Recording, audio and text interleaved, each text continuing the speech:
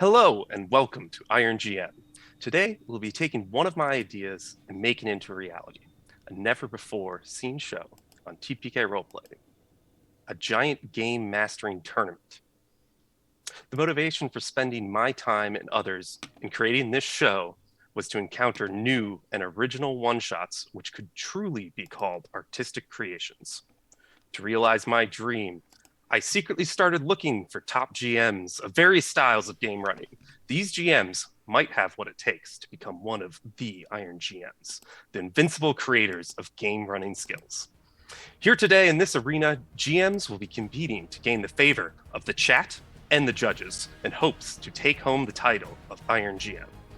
Both our GMs will have 1 hour to tackle the theme ingredient of the day and the added elements that will be sprinkled along the way. Using all their senses, skills, and creativity, they will prepare a one-shot that has never been played before. Here in Iron GM, every battle, reputations are on the line, as are the hopes of each contestant to make it through the tournament and to finally be declared the Iron GM. What inspiration does today bring, and how will these GMs fight back? The heat will be on. I'm PurpleFill, your host for tonight, and I have with me my two co-hosts that will be joining me in commentating and judging these one-shots. I have with me first, the GM of Oathsworn and Master of Mythology himself, TurkAccented. Good to have you with us, Turk. How are you doing today? I am great. I'm excited for round two. Round one brought so much excellent creativity and energy to this. So I'm looking forward to how these contestants bring it into round two and how this tournament continues to shape up. I feel like we've already got a bit of a story going, and we love those here. We sure do. And I also have with me the GM of Madness Calls It Forth, an avid storyteller, ProperNerdy. Good to have you with us, Proper. How are you doing today? Doing excellent. We have one returning champion and one newbie here, so I'm sure they're gonna give it their all. For sure. So let's, no further ado, let's begin it off with our contestants.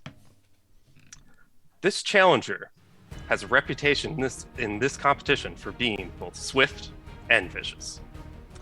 She finds you down, you better believe that this bard will not refrain.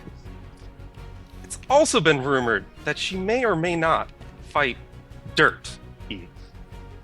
It is the one, the only, 0sarahXfrank0. Sarah, how are you doing today? Tell us about yourself and tell us about, how you're feeling about the challenge. Yeah, hi. I'm really excited to be back here on the Iron GM. I'm very nervous, just as nervous as last time, if you can believe it. I'm super excited to be here with Zip and see what he's going to bring to the table.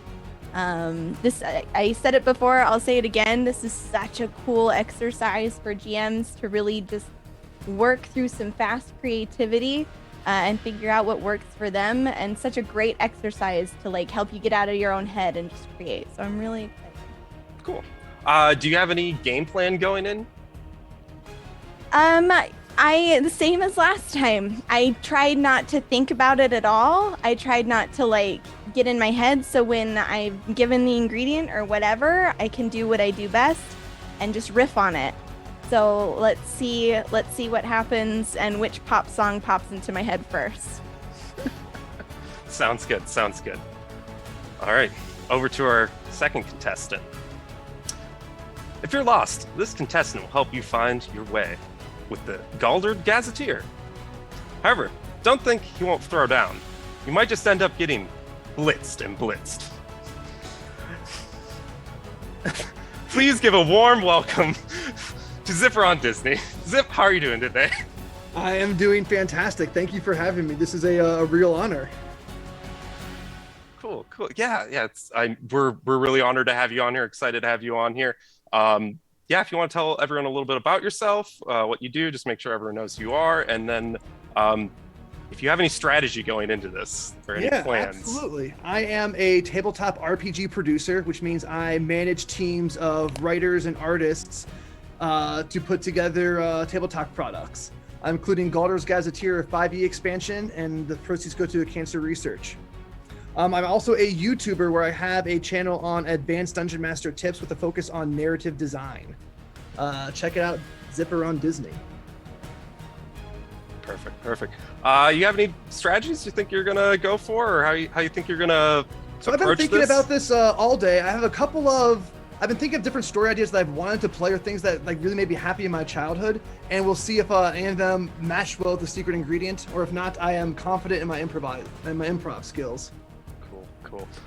All right. Well, before we get too much further, I just want to go through and introduce everyone to the whole idea of what's going on in this competition. So we have a tournament where we have 8 magnificent GMs that are going to be competing to take home the title of the Iron GM. So we have 8 matches total prepared as we go through the bracket. Everyone gets one matchup to go through. Eventually, there'll be a champion at the end. To everyone who doesn't make to the final, though, there is a special team round where we'll have teams of 3 competing against each other. I'm just gonna be really excited. So even if someone doesn't move on from today, they will be in another episode down the line. How will we be deciding a winner? Well, each contestant will have their work judged on a number of things, including exploration, social, combat, narrative, handouts, general style, and the use of the ingredients we provided. On top of that, we also have a final category, which is the chat themselves. After our contestants are finished, the chat will have a chance to vote on who they think the winner is. And the winner of this vote can decide matches very easily. It is a large number of points, so your vote counts. Last time we ended up with a tie with the chat vote. Either way, the chat would have sealed the victory there. So, as chat watchers, your votes matter. Please vote. And if you're having trouble deciding on who to vote for, just think of which of the 2 adventures you think you would want to play in now. Just if someone said we're going to play now, which one is the one you want to go to? So with that, I think that kind of lays it out. And with that, we'll move on to the main ingredient.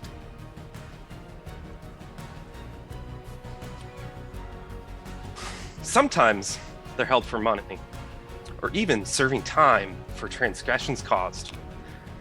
Perhaps they're just an ancient evil that's been locked away to keep the world safe. They can also be clever, though, taking times to plan a daring escape.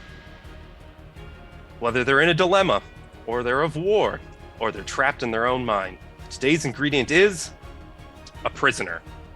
So you have now to make a one-shot that contains a prisoner or prisoners. However you want to interpret that word is up to you. So contestants, are you ready? Yes.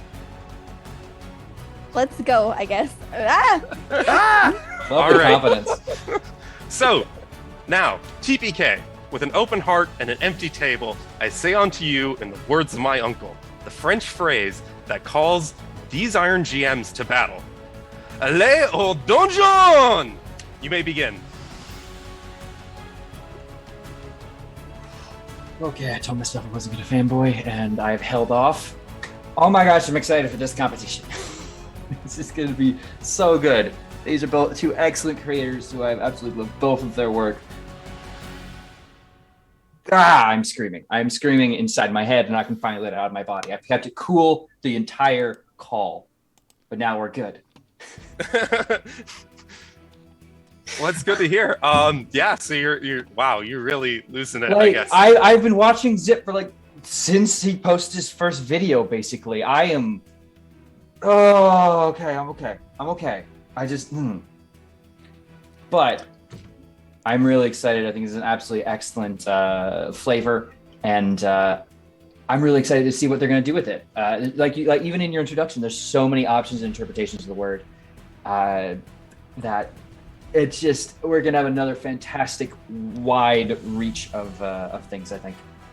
That's the hope, just to see where they go with these ingredients, and hopefully they come up with something completely different, and we can get to taste the variety of gaming styles that each of them can exemplify. These are 2 great avid storytellers. They both very much highly feature narrative as their goals in their stories, so I'm really excited to see where that plays out in the judging. I think that's probably going to be, both of those are going to be it's going to be a highly competitive field for both of them. I think that generally there's 2 pretty basic ways we could see this go. where either the players themselves are the prisoners, or their quest involves saving someone who is a prisoner. But I really want to see if one of the contestants chooses like a third option, something that is like you mentioned, like prisoners of something a little more esoteric than just they're in a jail cell. So is it of their mind? Is it a prisoner of love? Is it a prisoner of war? Like where are they going to go that's like a third other option that's something that we weren't expecting? I would think would be a very cool way to start it off. Yeah, I mean, there's like a lot of already stories out there with the two that you mentioned. I know if you look at Wizards of the Coast, they're Out of the Abyss starts you off as prisoners and you escape. And that's a very classic trope that a lot of things can go with is, escaping a prison can be like a good just setting for a game. You also have other options of chasing down an escaped prisoner, perhaps someone got loose or something like that, or trying to make sure something stays a prisoner. Tons of ideas there where they can go with that. It'll be really interesting to see. That third one's actually a good option too, because then it depends who is the prisoner. Is it a beast or is it a man? And also, is it justly being detained or is it unjustly being detained? There's lots of little options there. I know what the other secret ingredients are, and I'm nervous, but I think the way you've crafted them, it'll work nicely into basically whatever way they want to pull this story. I mean, we're already seeing some notes on Zip's page here. I like his style. He's writing it out onto the Roll20 page. I think it's really interesting. And it looks like we are getting a prison break for performing something in the name of the king. So that... Oh, there could be layers to this. He does like some good political intricacies in his one-shots and implications beyond the story itself. Story itself, yeah. You can definitely expect that there will be some backstory to this. The Monster Dirty Dozen. Oh, that's gonna be good. Oh, interesting. We already got scenes with motorcycles across hell. In devils chasing war machines. Interesting. One of our previous ingredients is already showing up. So this looks really interesting. It's gonna be so good. No notes on Sarah's page as of yet, but I think as the senior competitor here, the former champion from TPKCon, I don't expect the time will get to her at all. I think she has that distinct advantage of knowing around how much she can actually do, though how much of her memory of that exact time will be naturally ingrained in her. Only time, I suppose, will tell. But I'm hopeful that no one gets caught up here and leaves any details behind. I think we're slowly putting the fear of that in the contestants. For sure. Yeah, just trying to make sure watching chat, see if they have any questions that we can, if you guys do have any questions that you want to know, we will answer them to our best of our ability. I saw there was a question about how it's judged. It does look like it was answered to some extent, but yeah, we actually have a scale point system where each of us as a judge will scale from 1 to 10, and then they're averaged across and counted up. So I think there's a total of 70 points available from our judges, and then there's 5 points directly from the chat for whoever wins that. Favorite prison stories from the judges? Well, I'm just going to steal the easy one, and I'm just going to go with Shawshank Redemption is definitely it's one of my favorite movies, and it is a great prison story. So that would be my go-to on that one. Turk? Yeah, so I was serving some time for... No, I am entirely too waspy to ever be caught. Anyway, let me think. Prison, Shawshank is classic, but most recent one I've really enjoyed is The Play That Goes Wrong. They did the show that goes wrong, rather. They made a TV series, and they did one in a jail. And I mean, that in of itself is your classic, wrongfully imprisoned Shawshank-esque story. But the one that's immediately coming to my head that's actually a proper story is The Longest Mile. Ooh, So, it's longest yard. longest yard. Longest Is that a yard. prisoner or did Green Mile? No, Green Mile's classic. No, I was thinking of the silly football movie where everyone pretends that Adam Sandler is an athletic prodigy. Is that Iron Gridiron? Gridiron? 1 second. Longest yard. I'm pretty sure. Oh, it's the longest. It is the yard. It is longest yard. Yep, Yeah. you're right. Every man you tackle deserves an extra punch in the gut. It's just a fun, one of those movies you remember watching back as a kid. That's a really interesting way to take it. Is just the players are prisoners, but it's not about that. Taking it as ways. Maybe it's about a game or something like that, or a tournament. Perhaps it's even a gladiatory ring could be something you could come up with those being prisoners. I mean, Gladiator. There's a prison movie for you. That's something that I don't think a lot of people would qualify as a prison movie because it's so centered around the entertainment. But that idea of prisoners, bondage, and being stuck in a situation definitely applies to stories about slavery. But the intricacies of like a proper gladiatorial one shot, I could almost imagine it like a WWE event where you have to hype yourself up but get sponsors and work out things with some judges. You're beginning to sound a lot like our very first Iron GM during TPK-Con. Who was it who had the whole like Olympic events of the gods story? Yeah, Who was that? Tate Washburn had that. Yeah, the very first story, there was like, Tate, I love this a lot. This is not a one-shot. This is a full campaign. But it was all about, like, you are, like, visiting a town where they're having the championship of the gods. And I was like, whoa, hold on. But it was such a good story. I hope he continued to write it in some way. I think he's definitely had it on board and ready. Haven't seen other tales of it yet. But, of course, he's also gone through and written his whole own damn system, so he's been busy, suffice to say, along with doing some other excellent stuff over on Neon Lights Roleplay. And we'll see what he's cooking up in the second half of this bracket. So I was thinking of my favorite prisoner stories, and I was about to say one, then realized that that's tomorrow. Or at least I haven't done it yet. And then, of course, out of the blue, I was like, aha! How about Chicken Run? Oh, yes! That's another one. It's a good one, yeah. It is a Prison Break movie. Wait a second, hold on, guys. If someone can write a Chicken Run one-shot using flabbergasted rules, I'm here for it. That would be quite entertaining to watch. Here for it. Because it's all about, like, the farcical jokes about manners stories. It's just, very good. Just gonna write something down. Just write some things. Take some notes. Don't worry about it. Put that on the board with everything else that I haven't done that I need to do. It's quite a list.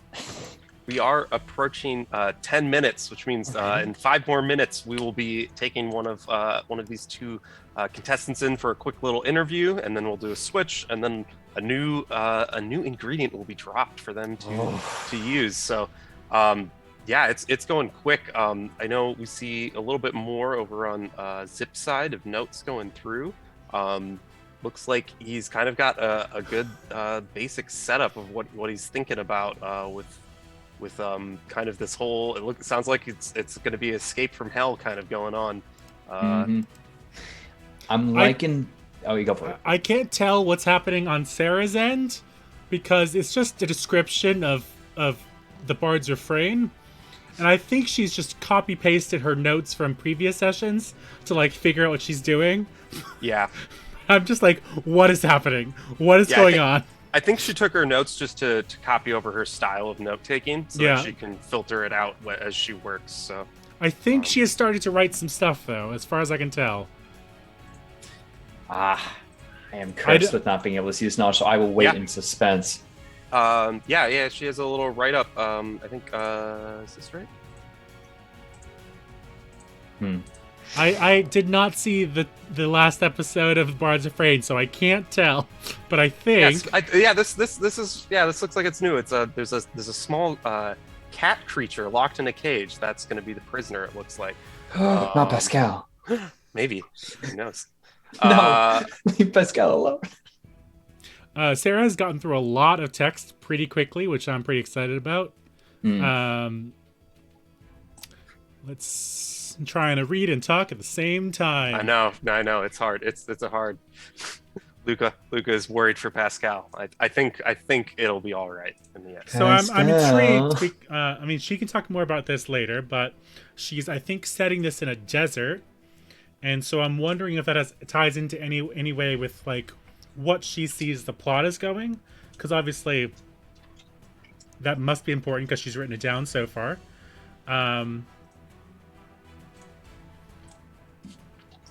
And then she kind of sets the scene of why this is something I really do actually appreciate when writing, is you're setting the stakes of the scene right from the beginning. And we can ask her about this soon, but she has a massive sandstorm approaching, which means that you're either going to be stuck in the dungeon or you're like escaping from the sandstorm. And so what pressure does that put on you and your party for figuring out what's happening here?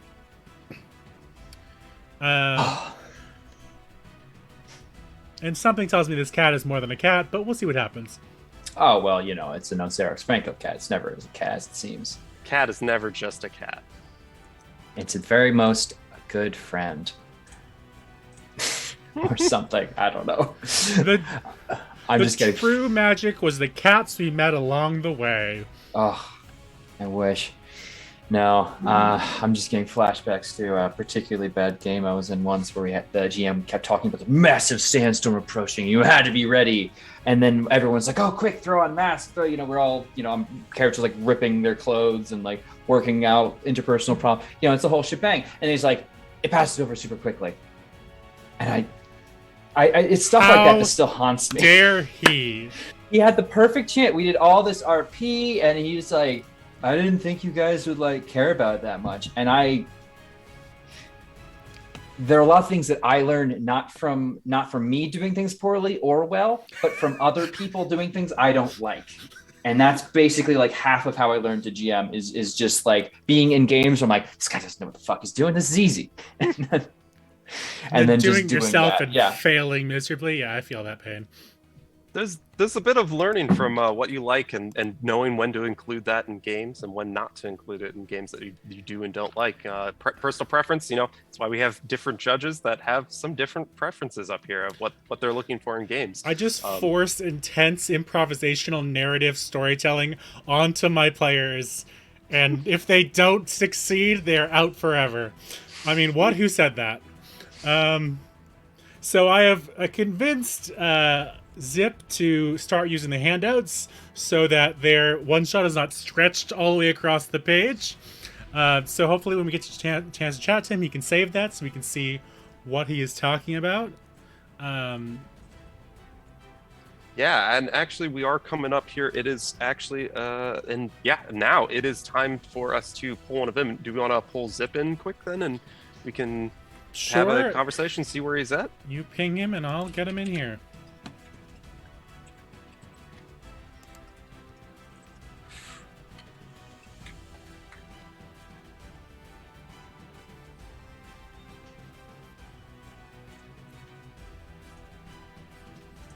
This music is a jam. Just saying. All right, we're getting them. Is that working? Wait. We have response, maybe.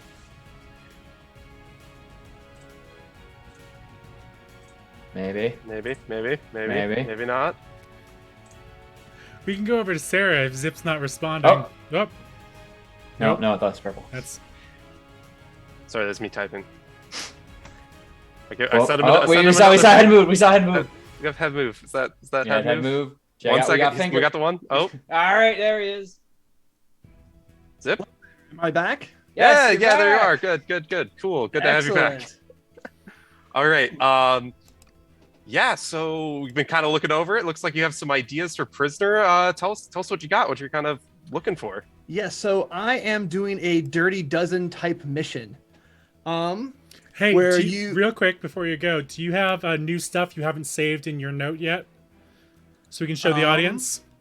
If you just hit save and you can re-edit when you're done. I don't know how to hit save. Should be down to the bottom. Save changes. I'm literally not seeing anything at the bottom that says save changes. Well, anyway, We'll go. We'll just keep going. Tell us what you got. Well, you can see my screen. So I am doing a Dirty Dozen type mission. Each player is going to take the role of a monstrous prisoner, like a bugbear or a werewolf or a necromancer, who is held in the jail of a king. And the king is trying to fight off an invasion of hell. Like hell has somehow broken through into the mortal realm, and this king's at his wit's end. So you guys are going on a Dirty Dozen type mission. If a suicide run behind enemy lines to do something daring to maybe turn the tides of this terrible situation. And so I'm gonna go ahead and switch my page here so we can see what's up here. Okay, so right now I have 3 parts of the adventure so far I'm working on. The first one, we're gonna start off with the escape scene. So you're gonna start off on these motorcycles, trying to run away from this infernal war machine while being chased. There are 5 bearded devils who are after you, and if you kill the commander, the encounter is over. Otherwise, you're gonna have to survive against some other ones. And then after that motorcycle chase, then we're gonna flash back to how the prison scene and how you crossed enemy lines to begin with. It's going to be like a stealth mission, but since we know you're going to succeed, it's going to be a skills challenge. And if you succeed well, you're just gonna get a boon later on. I'm gonna figure out what the boon's going to be, and if you fail, there's going to be a penalty later on. I have to figure out what that's going to be. And so after that, we're going to go forward in time again. And we're having sort of like an exploration scene. We have to cross this swamp filled with the gas of despair, whatever that means. And there's going to be some sort of toll person that maybe a Rakshasa right now, I'm thinking, who might be able to navigate you across. And I think this will also be a good play for to insert a role play encounter. Describe, okay, what did you guys do to get into that prison to begin with? Like, how did you end up there? And I think the mission is something called the Shadow of Anubis, but I haven't decided what that means yet. Yeah. Looks like you got a lot going there. Yeah. So we have about a minute left of interview time. We want to give you back the next 5 minutes, and then another ingredient will drop. How you think you're feeling about it? Are you feeling crunched on time, or you think you got this? How much time has elapsed? I don't know. All right, so you're 15 minutes in, so you have roughly 45 minutes left, but there'll be a little bit of leeway in where those minutes lie. So okay, yeah, I think I'm feeling pretty good. If I could figure out how to save, I'd probably be feeling a lot better. So if you're writing directly on the map, don't worry about it. You don't have to save. If you're going to use the handouts, which is an easy way to put together a bunch of notes, then you just open it, you press edit, and then you press save when you're done. It's like one of these handouts here that I just showed everyone. If you want to it's a little bit easier to write text in those boxes if you hit the edit button and edit them. Oh, it's just on the tiny little one line thing. Okay, I see it now. I got you. Okay. All I saw was the drop file. I'm like, I don't have anything to drop in there. Gotcha. We were just saying it might be easier if you're just going to write blurbs. Sometimes it's easier to write notes in an actual text editor than on a map. Yeah. But you do. Yeah, it's the one that looks like a newspaper. Gotcha. All right. Anyway, we'll see you later then. We'll give you your time back. Respect for not being familiar with Roll20 as well. That this is going to be extra difficult. I'm sorry. Yeah. We'll give you. It's all mental. We'll give you 5 minutes to keep going, and then we'll give you a new ingredient. So we'll call you back in about 5 minutes. Sounds good. All right, and then I'll message Sarah. She is laser focused in there. I don't think she's taken her eyes off the screen once. Well, she might takes be eyes just off the screen. She might be doing full on just inspiration power channeling. Oh no, I'm just searching and searching and searching, just Pinteresting. Who knows? Lord only knows what Sarah's she might have muted process is. Might want to let's try the Discord thing. Let's try the Discord for that one. Just because you might have muted because she does have the music playing through her side, and she might want to. Whoa! Yep. There it was. That works. Okay. There it is. Hi guys. Hello. Laser focus on you. My goodness. Listen, man, we're out here. We're doing our best. You're about 20 minutes in here. How you feeling? What do you got to show us? We kind of read a little bit through what your blurbs. Yeah. Trying to read between the lines of past notes and future notes. Oh, so I've cleared it. Apologies about that. Everything in there should now be new notes. It is Okay. just broken down into the new section. So when you guys said prisoner, I like to give kind of quandaries, right? I like to introduce like, yeah, you can release something, but should you? So my adventurers will begin in the desert. They're traveling to a destination. A sandstorm will be on the horizon. In order to escape from it, they'll need to enter a stone structure to the side where they'll hear a call for help. Eventually, they'll find a small cage with a gray cat inside with a bell around its neck that will ask the players to please help release them from their prison that they've been unjustly kept in. If they can, the cat will make the storm dissipate and go away, and also reward the players with treasures and knowledge and power in order to best fulfill their wildest dreams.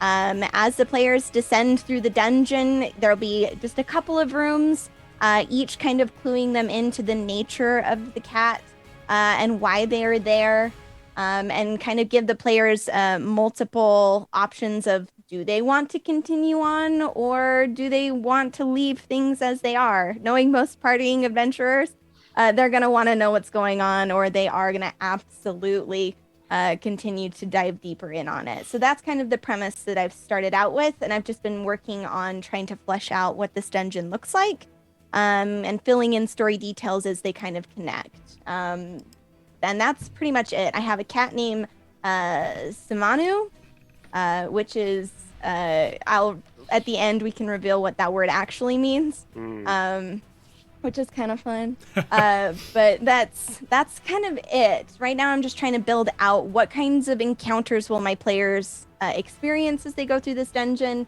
kind of leaving myself some wiggle room as I noodle through kind of narratively what this is. I'm pulling really heavily on some of my favorite like books that I read as a kid, and various other. I mean, you're only as good as the stuff you steal from.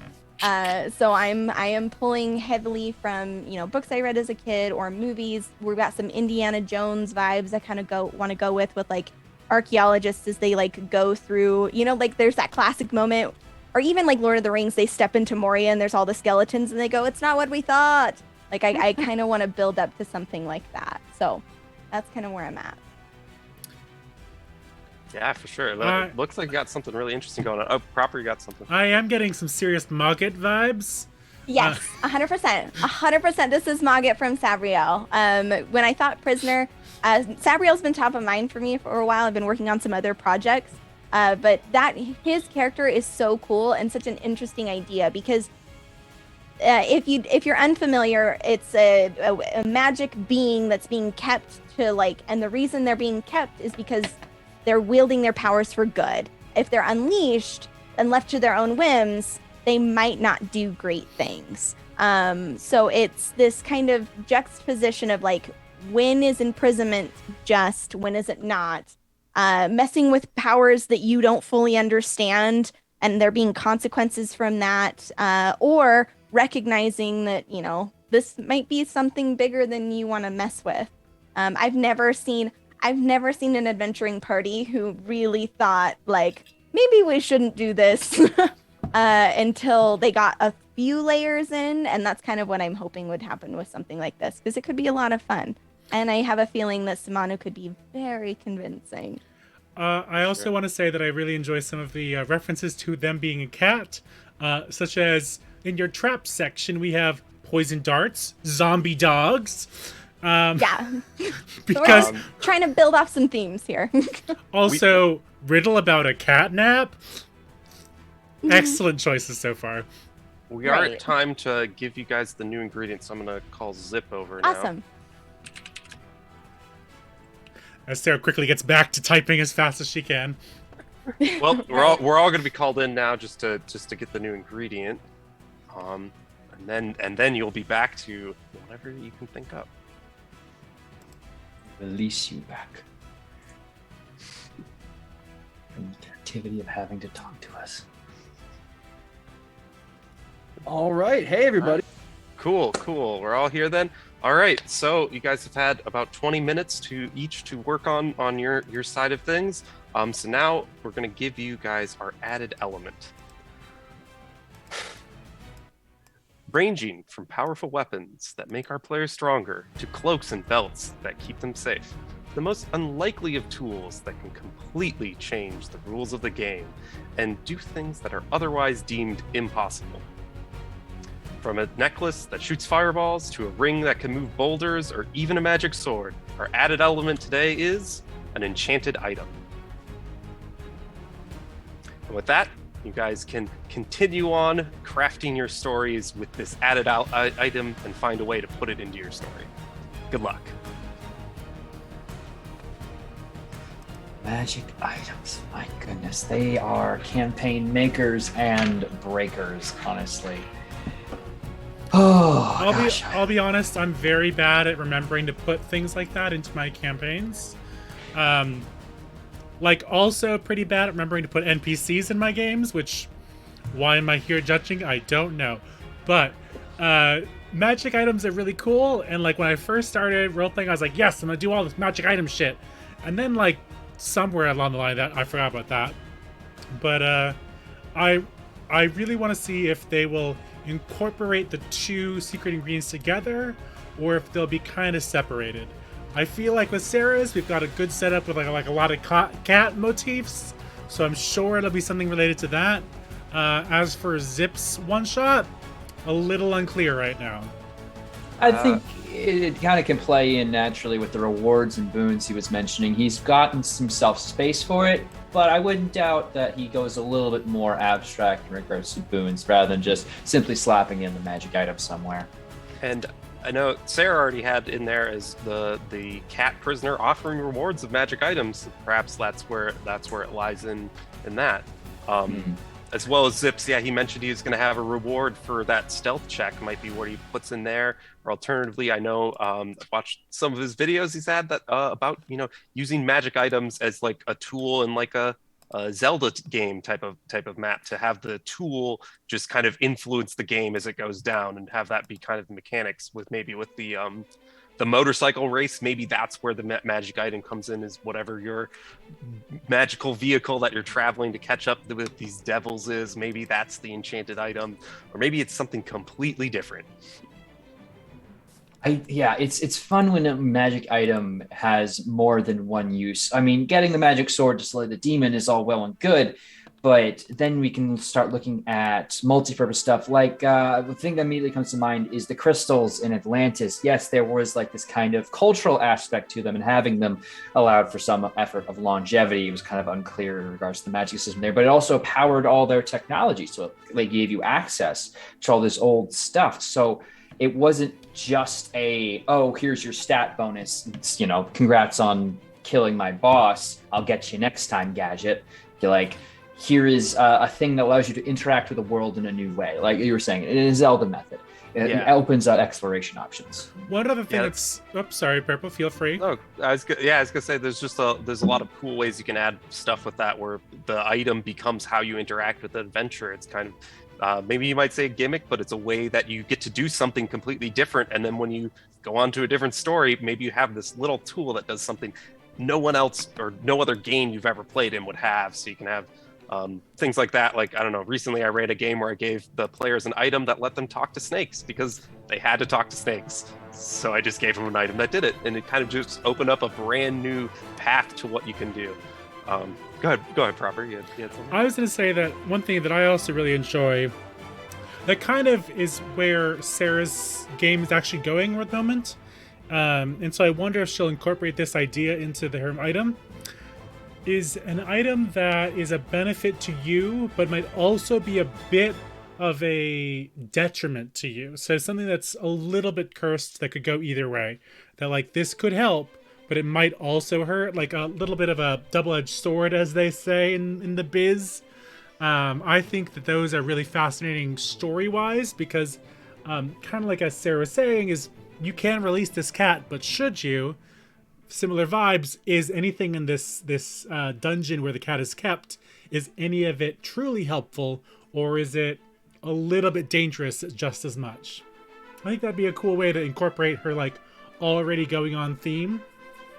Yeah, definitely with the kind of the theme of whether or not what you're doing is the right thing. Kind of having this item that serves a purpose that's helpful, but it also has a hindrance to can give good foreshadowing to what's going to happen when you think you're helping out this creature that says it'll do something beneficial, but then it might also be hurting you in a different way. Yeah. A lot of Cthulhu mythology vibes in this, and I'm here for it. Yep, that's accurate. Now I was gonna say, do you like a cool item, like maybe a telescope that swaps your brain with an alien's? No, that'd be excuse pretty me. I'm neat. having a great time right now playing as an alien. I don't know what you're talking about. You've now coming back to us a broken human. Well, relatively broken, but we'll figure that out later. But that does tie into something interesting as well, is that a magic item doesn't have to only be like a boon to your attack bonus or something. I like a magic item that gives you like a unique story, like motivation, or it changes your character in some way. Those are chef's kiss. I was gonna say, I think a fantastic question we could dive into is, what is the favorite magic item that everyone's gotten or given to players? That's a tough question. I'll answer the favorite one I got, just because it was something it was something very standard, but it was so unique and presented in such an interesting way. I actually had art recently done of it when I won some free commission.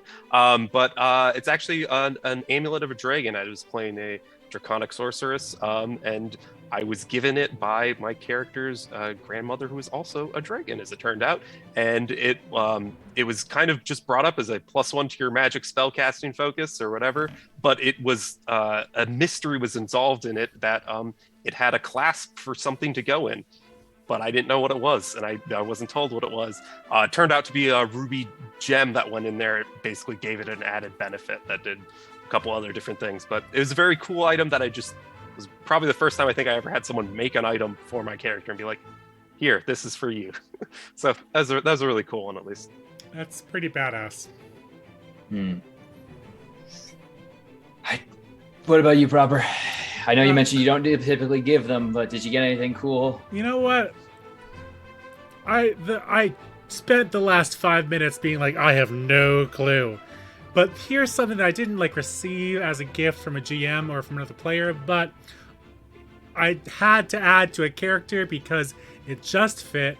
I played Estelle in the very first season of Harper's, and she was definitely not a robot Mary Poppins, but she did have a what are they called? The like bottomless pit bag. Oh Lord. Bag of holding. There we go. Bag of holding. You know, the gold classic D&D bottomless pit bag. No, I got a bag of holding that was a carpet bag, and I got a flying umbrella because I couldn't not. And so those may have been things that I chose as a player when I started the Harper's game, but like I was like, these are the icing on the cake. I needed them to really fit the vibe. So I got my Mary Poppins character out of the way and gave her a flying umbrella and a bottomless bag and a bottomless carpet bag. HB is right. Yeah, you're right. The bottomless pit bag. Question mark. Question mark is very important because it implies a lot of different options. He did also mention the Seeing Stone of the Darkest Night team that would cast Scrying for Scrod every time they used 3 charges for it, which is pretty cool. Especially in a game where like you can just venture into the wilds of that Barovia. There we go. And I don't know anything about Strahd, but I know that he's a massive creep. So it's an endless wasteland of horrors. I'm sure that after a while you're like, no, where the fuck are we going? I need to know where is the plot. The danger, of course, with anything you get in Strahd is there's always a community. Is this cursed? Are we sure? There's always a fear of side effects. Speaking of cursed, what's your favorite?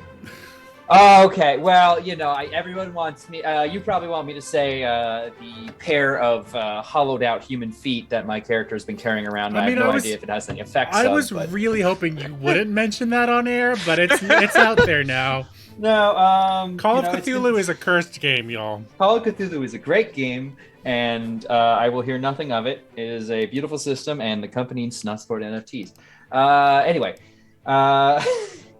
With that out of the way, favorite item I've given is difficult because I really like magic items that are specific to players, and I'm kind of going to cheat a little bit because the items that I'm going to give a player in Oathsworn, and I am so ready for this because one of the character's backstories kind of harkens to this particular item's past, and there's going to be this kind of I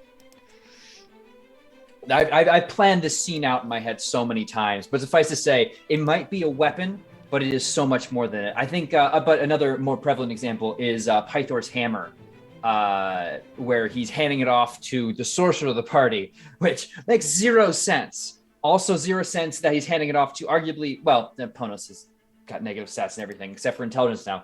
Handing off to arguably one of the weakest characters in the party, but he's like, you thought you were my son and I feel bad about that, and he's got his whole thing going. I won't go too much into Pythor's complex perspective on parenthood when he has 500 kids or something.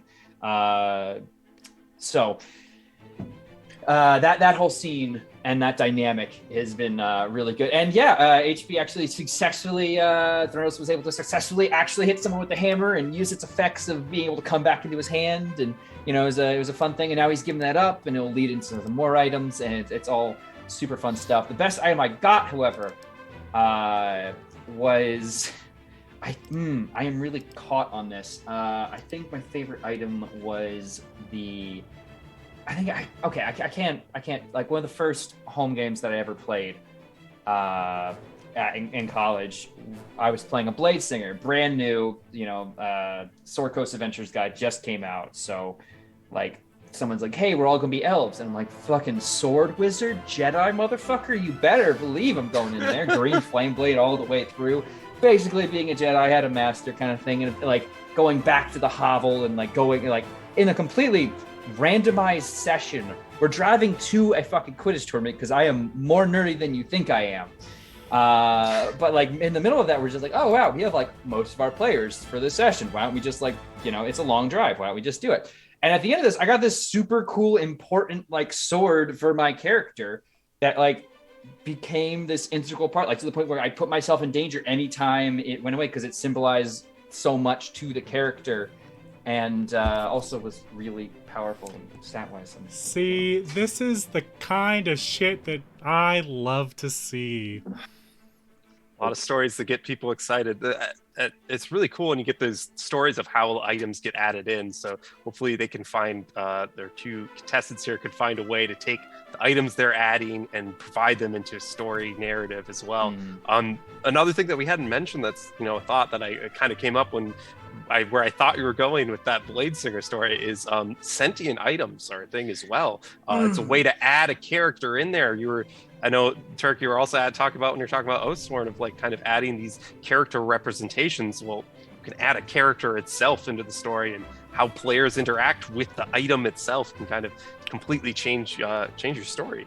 Yeah, be careful, we're gonna summon the Brando Sando fans. I don't talk to me about Nightblood. I was gonna bring up Nightblood because it's amazing. What happens when you bring a sword to life and he asks, what's my purpose? And you say, you're here to destroy evil. What the fuck does a sword know about evil? It has no moral compass, so it assumes, okay, everything's evil. And anything Turk, that my God... Turk, you were saying that you don't understand how nerdy we are. We know how nerdy you are. Oh, it's such an interesting concept, and in and of itself poses so many interesting questions to the universe, because every time it pops up, it's doing something that no one thinks should be possible in whatever magic system that it's being talked about. So in a lot of ways, it's this rogue element that anytime someone's holding it, they not only get the extra voice in their head, they also get this whole complex thing where you're effectively carrying around like a WMD.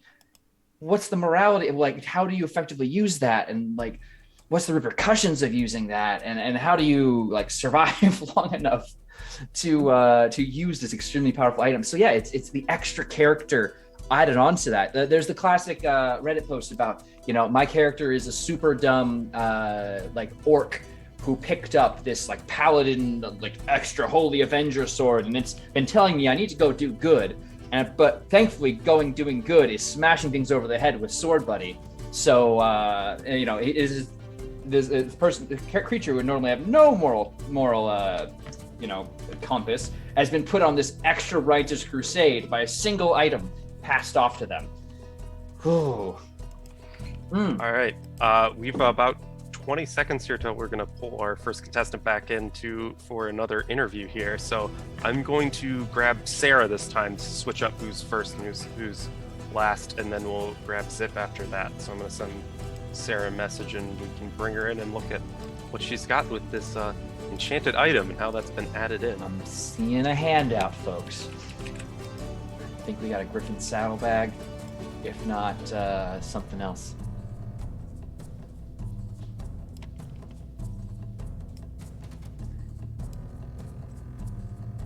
Ooh. All right, we have a Pascal sighting, though. Very important. Pascal, famously the. But is that a nod? No. That was not a nod. That was not a nod. Nope. This one again. Oh, sorry, guys. You're good. Pascal was there to distract you. Totally understandable. No, it's true. She's helping me come up with nefarious plots. Speaking of nefarious plots, we see you have found an item. Yeah. So this is an item that I tried to use in a previous session, but my players didn't look around, so they didn't find it. And I actually really like it. It's the Mirror of Adonis. It's a mirror that's it's got some like lore built into it that I'm hoping to kind of use in my kind of like in bed and like tweak a little bit to fit into my little one shot. But what it does with a bonus action, you can hold the mirror out in front of you with a ghost hand, and it shows you what's behind you. So enemies can't get a benefit to flank you because you can see behind you. Let's see. And a creature can try and like get the mirror away from the ghost hand. They just have to succeed on a strength check. So it's not like overpowered, but it is really freaking cool. Which actually fed me into as well, because I was struggling. I wanted to have a trap room as they kind of go through this dungeon, and I was trying to figure out like, what could I do? Like, do I want it to be like dark? Do I want it to be traps or whatever? And having the mirror helped spark an idea. I want it to be a hall of mirrors. So when they walk in, there'll be an inscription that will say, "See no evil, hear no evil, speak no evil." And there's going to be a series of mirrors. If they stand in front of each mirror will be slightly different. So one of the mirrors, they won't be able to see Samanu, see no evil. In front of the other one, they won't be able to hear no evil, meaning that there's bells hanging from the ceiling. They won't be able to see them, and they also won't be able to hear the bells. And then the third, they won't be able to vocalize in front of the other mirror. They can walk through all of them. If they do them in the right order, they'll get to the key, they'll pass through, no biggie, and they'll get the hand mirror. If they pass through wrong, they'll be attacked by the blink dogs that are guarding this place from intruders. So just kind of a fun way to like encourage them to explore and interact with the environment. Either way, they get through, no big deal. But there is a quote unquote right way to get through. So I was really excited. The addition of the enchanted item actually helped a lot. So I'm excited. Cool. Good to hear that you found a good way to incorporate this item and this element and really easily. I like, again, the dogs versus the cats. Very fitting. Yeah. Blink dogs are amazing. So They such are a very fun fun. creature. So I'm excited. So I have a quick question, if you don't mind my asking. Yeah. The kind of major benefit of the magic item is that it's good when your enemies are flanking you, and so will there be a chance in the particular one shot for them to use it and be flanked Yes. by a group of enemies after they receive it? Yes, absolutely. I want to make sure that like a lot of the times what's hard with enchanted items and one shots in particular is like a lot of the really cool ones require attunement. So unless you're a GM and you're kind of like nerfing the rules, they don't actually get to use the cool stuff that they find. I'm not like that. If I give them a present, I want them to use it immediately. So one of my big things is like in a final encounter situation, absolutely they will be able to use this and it will be hugely beneficial to like have that advantage, whether they're outnumbered or what have you. I want to make sure that the magic items that I give them play forward. I also have another room that I'm going to work to try and flesh out where they'll be granted another magical item. Again, that incentive to kind of keep them going. Haven't decided what that one will be yet, but ultimately they will assist in whatever they need to accomplish to get out of this dungeon. Okay. Or else they'll become the prisoners themselves. Yes. All right. Well, yeah, that's been about 5 minutes, so we'll give you back your next 5 minutes before our final twist is added. And we'll meanwhile go over and give Zip a little bit of an interview and see where he's at. Thanks, Brilliant. Sarah. Thanks, guys. So much. Really important note that HP has brought up here. Magic items and other things that you don't use in one session should and could very easily appear in other sessions, and definitely good to make sure that you don't let your creativity go to waste. Oh, Hey, Zip. Hi there. How we doing? we have a rogue Zip. We're doing good. So yeah, you're about 40 minutes in now. Oh man. I see. It does look like you have an item you added with that added element there. With the whip, it looks like. You want to tell us about that? Let's go ahead and switch on over. I've added quite a few magic items. Oh my goodness, you actually have added quite a bit in the last couple of minutes since I looked last. So let's see now. And this one scene where they're trying to, the flashback scene where they're sneaking over the border from the prison, I've added that if they are very successful in their survival check to try to navigate the hellscape, they will find a spring that they can dip any weapon in and turn it into a flame tongue version of that weapon, which I thought was very cool. That's like a neat little way to just provide flavor for how to get an item that you're already using and just give it a nice boon. That's really cool. Yeah, and then see over here, I also had these motorcycle, the people on the leader of the war machine. He's going to have a whip, a magic whip that's going to be, 3 times as much damage and also does necrotic damage. I figured, wait a second, I can't do poison damage because devils tend to be immune to poison. I can't do fire damage, so they're immune to fire. Necrotic it is, very well. Everyone likes that. And then if they kill the sapper, the person who's supposed to be sabotaging them on their motorbikes, if they kill that sapper, they'll find the unholy hand grenade. Clever call to Monty Python. I like it. Yeah. Which will do a lot of damage to anyone within 1 square, and then less damage to everyone within 3 squares. So sort of like a staggering splash effect. Cool. God, that's like such a good callback to Monty Python, just classic nerd culture. Really fun. Yeah, because a lot of this adventure is going to be like pretty heady, right? Like the scene that I'm preparing, I just got finished preparing, the Swamp of Despair. Like, man, that freaking, viewer discretion is advised. And so I think you need to add some moments of levity, right? In fact, I think I won't even call it the unholy hand grenade until after that scene, to the very end, until the player actually tries to use it, and then I'll bust out the joke. That's what I do if I was actually DMing. Tell them how they have to use it. You have to count to 3, not 2, 1 more than 2, less than 4, but 3, the third number. Yeah, I'll just describe it as a black orb with rings of iron around it and an upside down T at the bottom. Love a good unidentified magic item because that gets players' heads racing about what the heck this is gonna do. Until someone just shouts, "Throw the orb!" Yes, those are my magic items. I am working on going to the end here. I'm just starting my scene where they get to their objective, or the thing they're supposed to blow up is. And I'm just gonna keep writing until it happens. So I'm just trying to use some evocative imagery, trying to get. I'm trying to inspire myself, I guess. I think I keep writing like creepy things or keep like making pictures pop up in my head.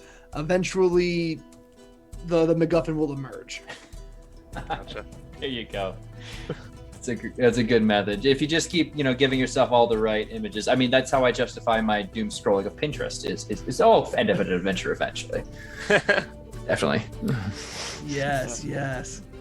Usually I find that I scroll and scroll and scroll, find nothing I want, and then an hour later I have like 17 things I want. So it's all about paring it down. To tell you the truth, this is actually kind of a cathartic experience, writing about being a bad guy in hell, right? Think about all of this nastiness, just put it right out there. Yeah, it's really cool to see where you kind of went with what you had. There is one more item to be added yet. I'm going to be very interested in either. You have a little bit left. What you got? 20 minutes after this. What's your game plan? My game plan is going to be probably to write the climax of the adventure, right? Once our anti-heroes get into this thing, they're going to blow it up, and I'm going to write out the escape sequence. How that is going to work. So I need to work on the gate, the obstacle between them and the objective, and then do the denouncement, right? Do the falling action. All right. Denouement. Excited to see that. Denouncement, denouement, close enough. Oh, see, there we go. All right, I'm gonna call Sarah in, and we're gonna get our final twist in here, and then you guys will have 20 minutes to race to the finish. All right. All right, looks like Sarah's earbuds in, good to go. I don't quite know what Turk is talking about, but all I can see on the screen right now is, what about a crushing trap?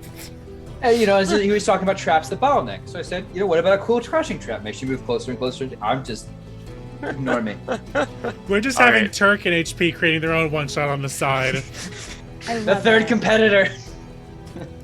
All right, so for our final, our TPK twist, the last added element you will have is less than 3. Just a nice heart, just a nice less than 3. You can interpret that as a heart. You can interpret it as an equation, however you want. That is the last item to add. Less than 3. Got that, Zip? All right. Okay. Cool. All right, you guys all good then? Then we're all back to it.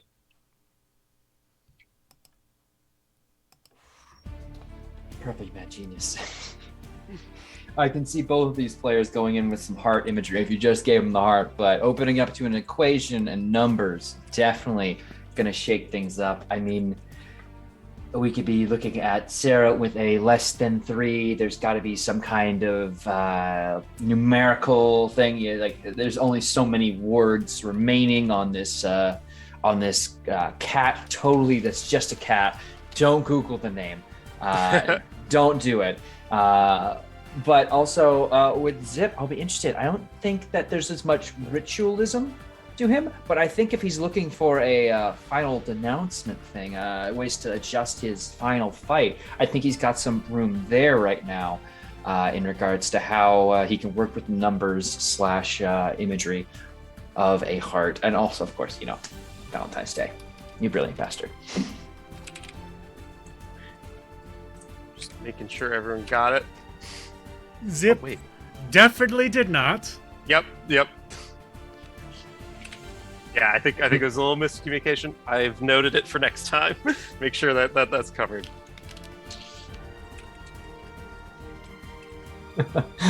Well, we'll figure it out one way or another. Okay. But I don't know. If this were my twist, I would be very tempted to work with the numbers of it. But a heart is just so tempting for like a lot of ritual stuff. I mean, it's just right there. It's like the central. It's emotion. It's a representation of love and connection to each other. Heartstrings and all this. But it's also very biologically important. And honestly, it's one of the very important organs that people get a little extra queasy about. I mean, no one's going to freak out like, you must sacrifice one of your 2 kidneys. We have 2 kidneys, right? I didn't mess that up. I don't know. Some doctor will correct me later. But you know, it's one of those things. You know, we look for like a Kali Ma. It's a very serious scene to watch someone, you know, have a heart extracted. You know, it's, I don't know. I think hearts are a great imagery. It works a lot into a lot of great adventure material, and really can up the stakes of anything you want it to. Yeah, I mean, he's got Zip's already got devils. You know, devil heart, or like the devil of a evil beast or a heart of an evil beast is you know, that's definitely something that you can play off with motifs or ideas. Hell's heart, I stab at thee. Except you'll be stabbing at Hell's heart. I'm trying my best to figure out what less than 3 would be what would be a good use of less than 3 as opposed to the heart symbol. And I feel like the first thing that pops into my mind is like betraying your teammates if only 3 out of the 4 of you can get through, or like what happens if, you know, if it comes down to it, can you only 2 people can get out? Exactly. 2 or less can get out, and you gotta make the sacrifice play. I mean, there's a lot of options. To be fair, Sarah already has a like 3 aspect puzzle in her game right now. She has obviously she's got to take one of those out. I mean, she has the see no evil, hear no evil, whatever the third one is. See no evil, hear no evil. Speak no evil. And so like there's already the like Ocarina. 3-way puzzle there. And so like, is she gonna incorporate that into a puzzle, that one that she has already created, another one?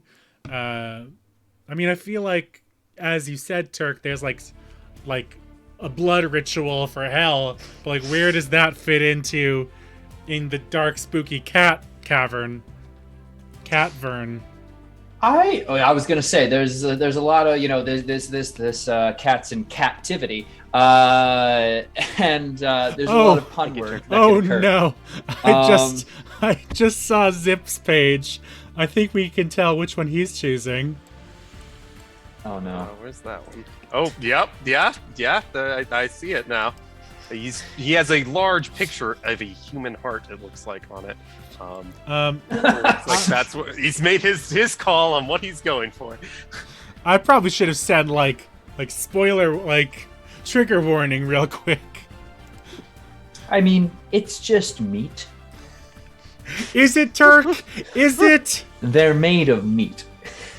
I know in some of our pre-talks, people are talking about eating hearts or making that part of a challenge in it. With Oh there's god! a lot of stuff from like Game of Thrones, like eating hearts. So there's a lot of other places that they have that too, of like eating a human heart to gain strength or something like that. Mm-hmm.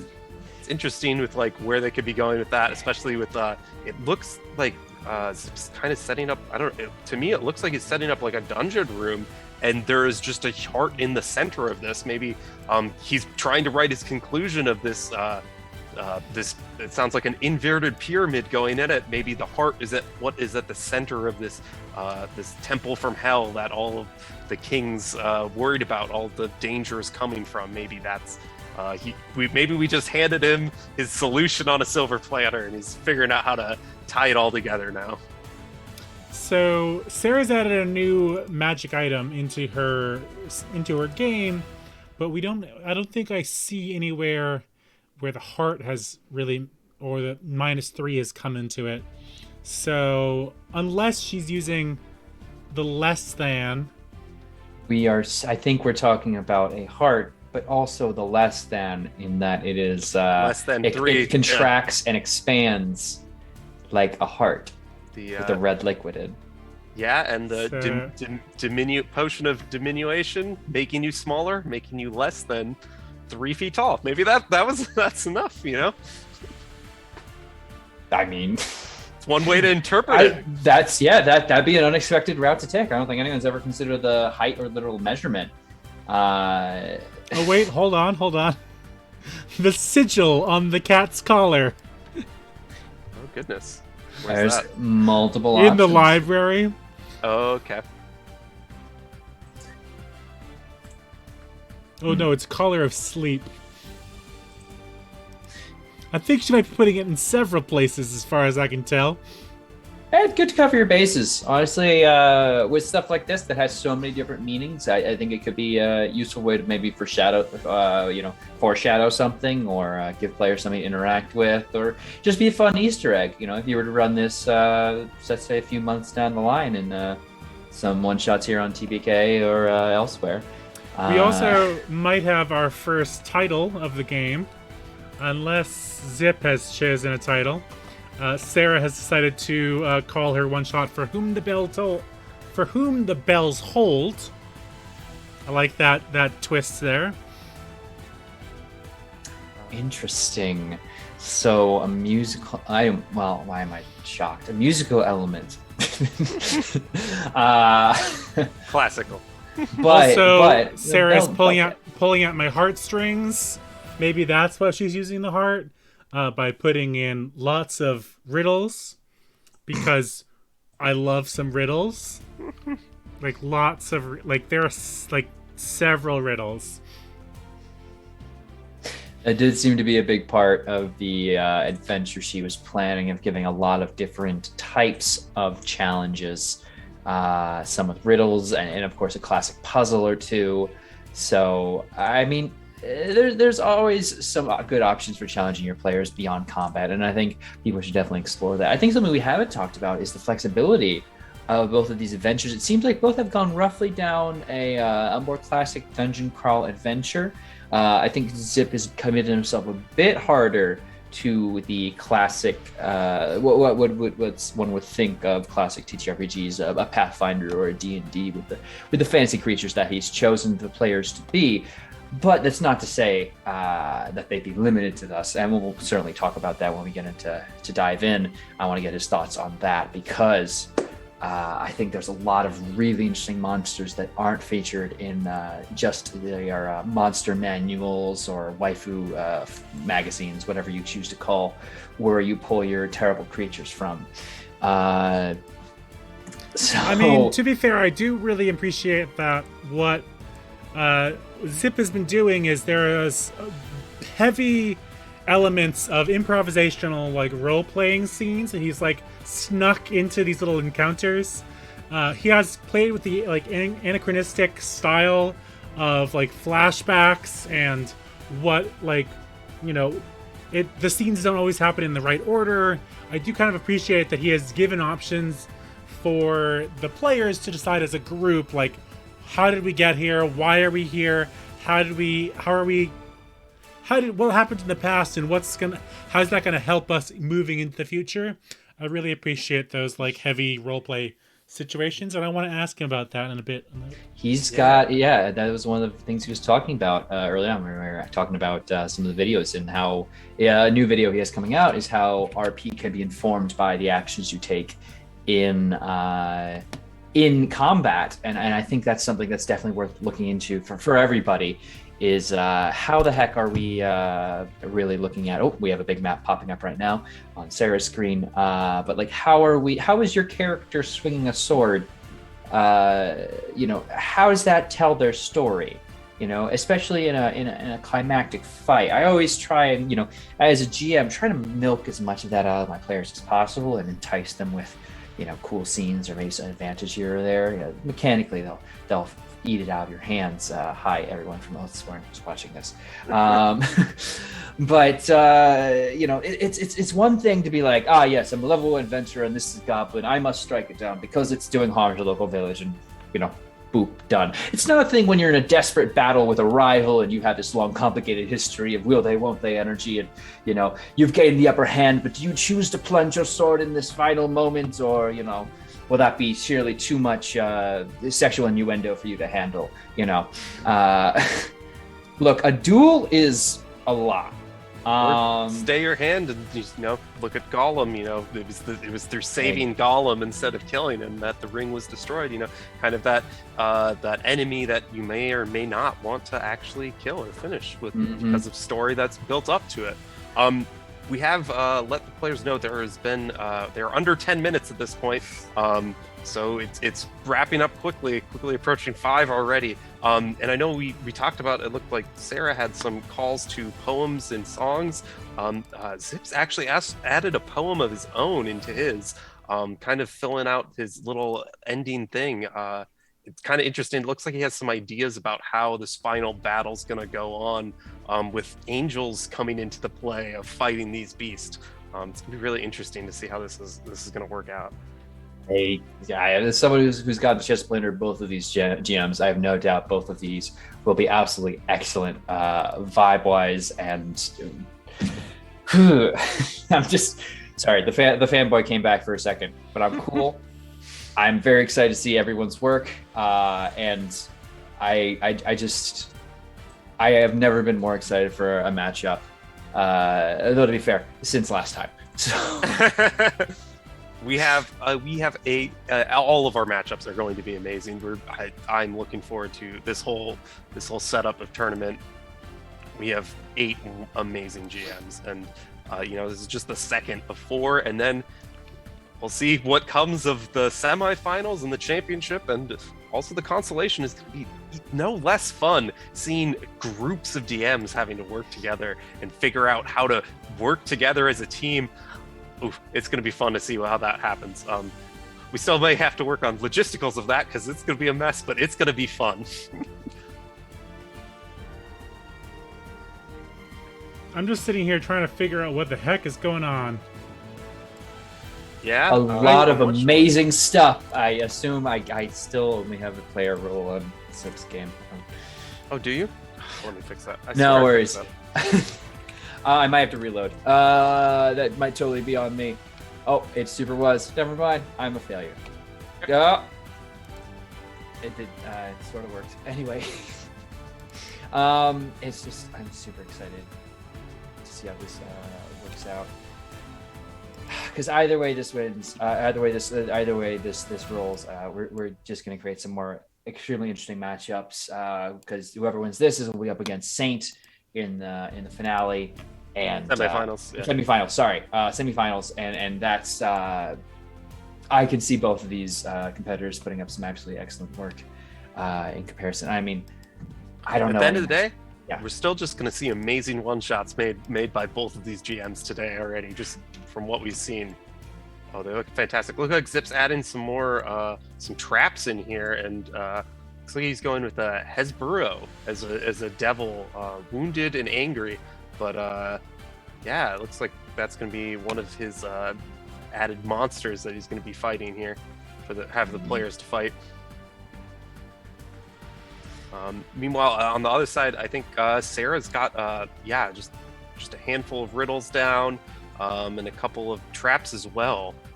So it's be interesting to see how these all play out. Looks like she's still working on the final room. I think she's making some notes there. Yeah. Mm-hmm. It's a very good final room. Nice, big, circular energy.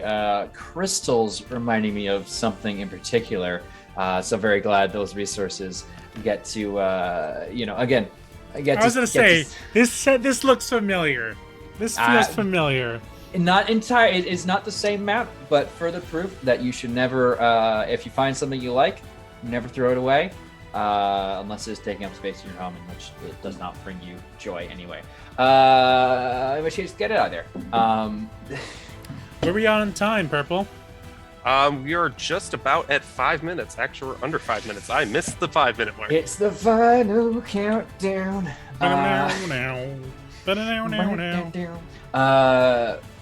God, so it's very appropriate that both of our GMs here are working on their final fights and getting it finished up. Are we nervous that anyone's not going to finish? I feel like I'm a little worried because I feel like Zip's stuff is kind of all over the place, but maybe I'm not understanding his organizations. But he's definitely reaching the end. It definitely reminds me of, I think Zip plays a lot more in-person games, and it kind of reminds me of how you'd set that up if you're going to draw your little battle map and then just leave your notes on the battle map and just draw it out in front of someone on a whiteboard or wherever. That's what this is reminding me of. And if that's the case, it may not. Everyone takes their notes differently, so it may not be super verbose. But I think it seems like he has a solid plan down in his head of where this is going. It's definitely in depth, though. Obviously, it's not pretty, Bill. It'll get you where it needs to be. Sarah has chosen the last 5 minutes to add a cloak of protection. Ooh, very nice. Love a good cloak. So let's see. I think she's decided that the Depths of Doom is her final room, and she's already written most of that down, so I think she kind of has a good idea in her head of what that all looks like. It would take a little bit of work for her to get any of this, presentable, but she has plenty of copy here. I am...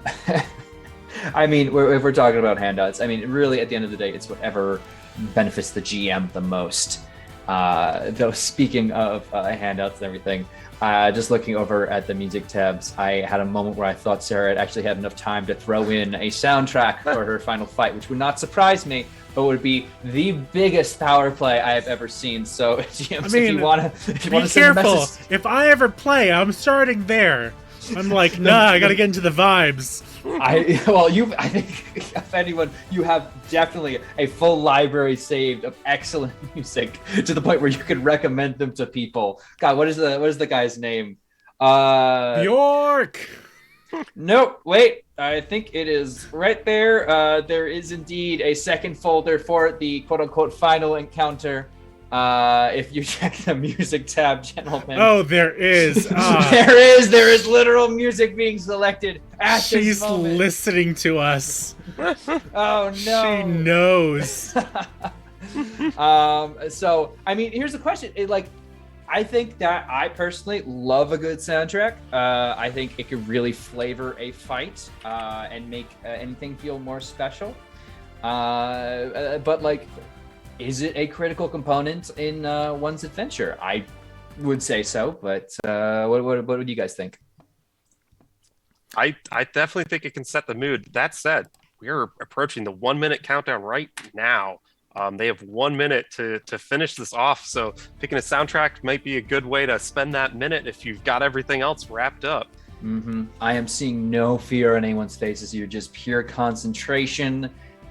Maybe an occasional drift to the side just to see a message ping by, but there is no phasing these two opponents. They are going to be working till pencils/keyboards down. Gosh.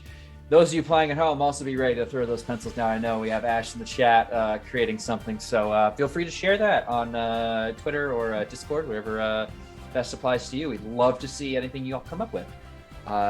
Because who knows, maybe season 2.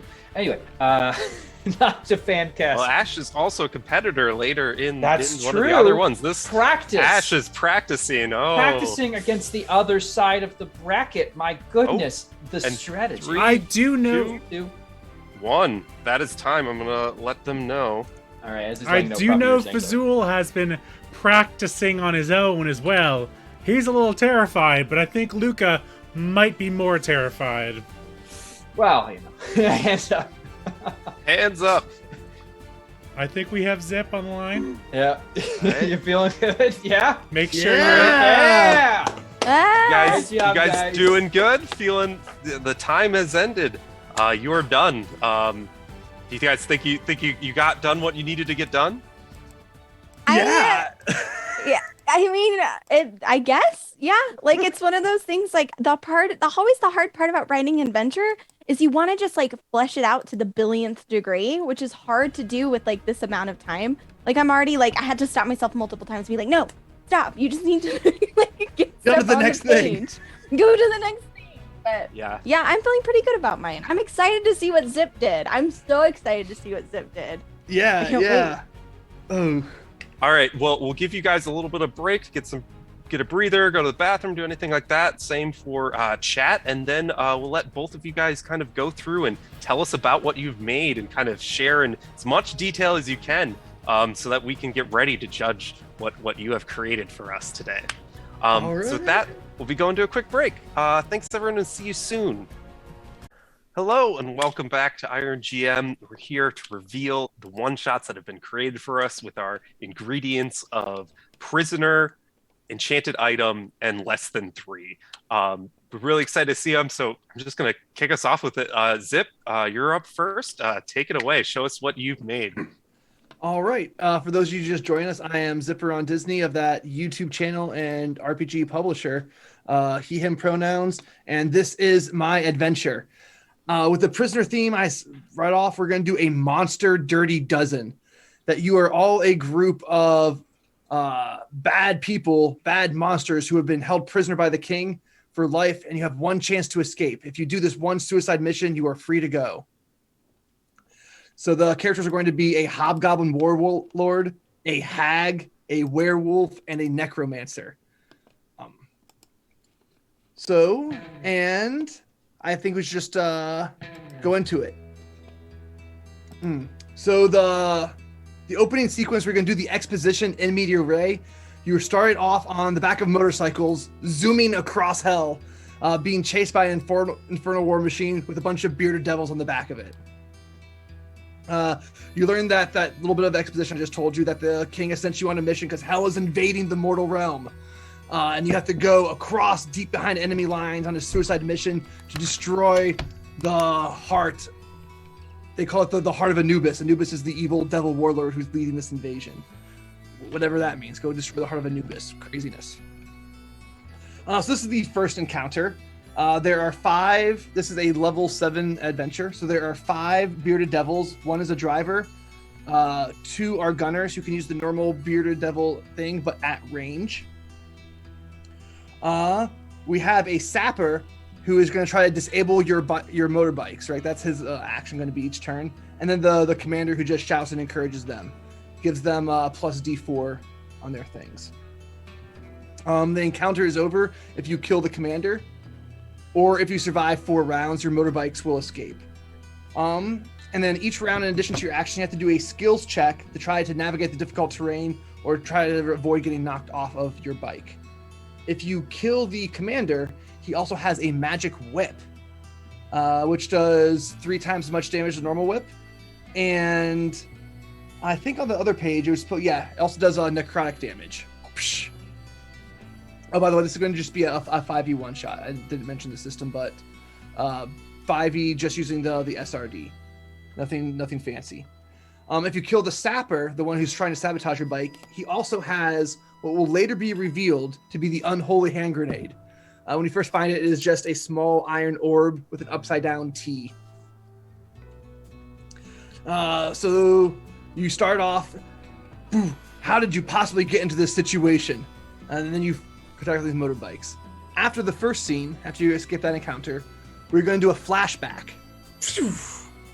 We're going to talk about you and your group getting let out of the prison, and then how you crossed the border into hell to begin with and found the motorbikes. So the end of this sequence is you finding the motorbikes that you were in the previous scene. So you know you're going to get out of this. The only question is, how well are you going to do? How well are you going to sneak in? The things in your way is that there is this, there's a patrol of imps for trying to catch people. There's these big Eye of Sauron watchtowers that are looking for intruders. And there are big, like, black plants that sort of zip around like barbed wire. Yeah, it's really cool to see this. You're really hitting with the start off with a bang, with immediately getting someone into action with this chase scene, and then kind of having the here's how you got to there. You get the little bit of a, like, start yourself off with, oh God, we're in trouble, and then, oh, I bet you're wondering how this happened to me. Well, let me tell you, and you can kind of go back and play through it. I think it's a really good way to, like, engage players and just get them involved right away, and just hit them with a punch right away, and have some fun right off the bat, and then kind of ease them into, well, how did we get there? What happened? Exactly. So this is going to be run as a skills challenge. The players are all going to go around the table, and everyone has to make an attempt at using one of their skills to get it. A nat 20 counts as 2 passes, and a nat 1 draws the ire of the imp. So if you roll a nat 1 in your skills challenge, that patrol of imps is going to attack you no matter what. Yes. And then if those imps attack you, you have a chance to be poisoned. And that poison is going to come back at the very, very end. It's going to be a slow acting poison. That's going to be a little bit of setup and then payoff potentially later on. The DC starts at 13. but if you fail by 5 or more, it's going to increase each time. Because you're going to be the thing you're trying to avoid being surveilled, right? So if you make a lot of noise, of course, it's going to be the heat's going to be on you, skylighting yourself. If at any time you're trying to like navigate with a survival check and you roll a nat 20, you will find a hot spring, like a magical fire spring that you can dip your weapon into and turn into a flame tongue version of that weapon. So that's how you're going to get our second enchanted item there. All right, so that's the second encounter. How did you manage to navigate and then find the motorbikes that let you zip away in the first scene? The third scene, right? You escaped the furlough machine on your motorcycles until the motorcycles can't go anymore because you found yourself into a swamp. A swamp that's filled with the gas of despair. I'll try to zoom in here so I can read this a little bit. Yeah. So if you breathe in the gas, no matter what, you become despondent for 1 hour, which is one of the special conditions in Baldur's Gazetteer. It is sort of an analog for depression. Something that I really like about fantasy is that it allows us to explore these like psychological conditions in a safe way. We can explore these really, sort of painful or dangerous things that, we have to encounter in our everyday life, but in a way that says, okay, I can back away if I want. I don't have to go headlong in, but if not, you can engage in almost like vaccinate yourself against trauma. So anyway, that's something that my sort of philosophy about tabletop RPGs in general. So anyway, as long as you breathe this gas in, you gain this despondent condition, and then you also have to make a saving throw or suffer a sympathy effect that makes you want to stay in this swamp. Like, you get trapped by this depression, you can't get out of it. Navigating the swamp takes a charisma check, not survival because it's about your mental fortitude. However, there is a lost soul. I think I have a picture of her maybe. Oops, that's not what I wanted to do. Oh no, but I didn't put the picture in. But there's a woman there sort of wearing gossamer sort of frail clothing. And she offers to show you the way across the swamp. It's not a trick. She just happened to get lost there years ago, and she's completely indifferent to her fate. All I think I'd do is persuade her, low roll. However, halfway through leading through the swamp, she gives up.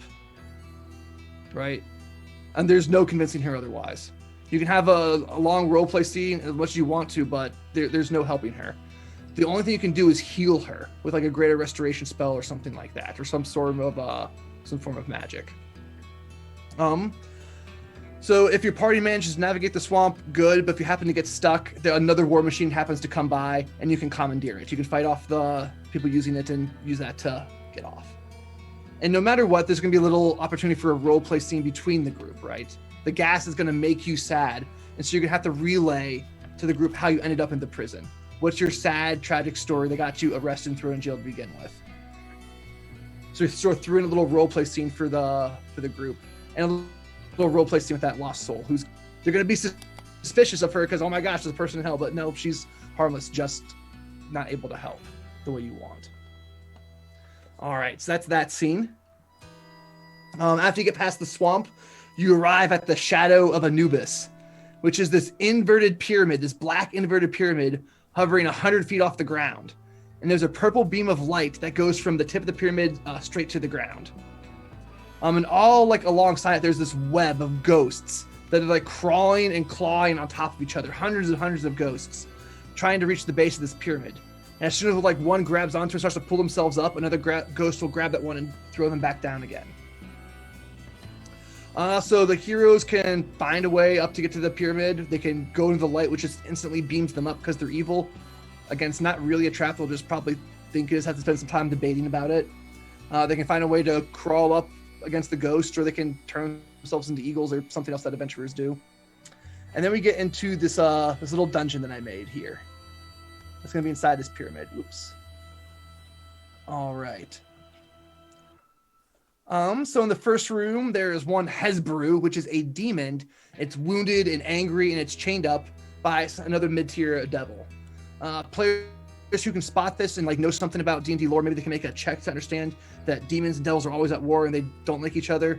So maybe this could be an opportunity to negotiate or talk their way through this, or they could just go in guns a-blazing and have to fight two things, right? And what I like with the Hesbrew is that it's an area effect monster. Like, it has this area around it that makes everyone poisoned. So it has a little tactical element there. Oh yeah, by the way, I should note that I've done this whole thing like, I'm assuming we're going to run this theater of the mind. That's why I grabbed all of these pictures, and that's why I'm using this as very loose rules. It's all about, choosing really strong narrative moments to convey to the players and let their imaginations take over.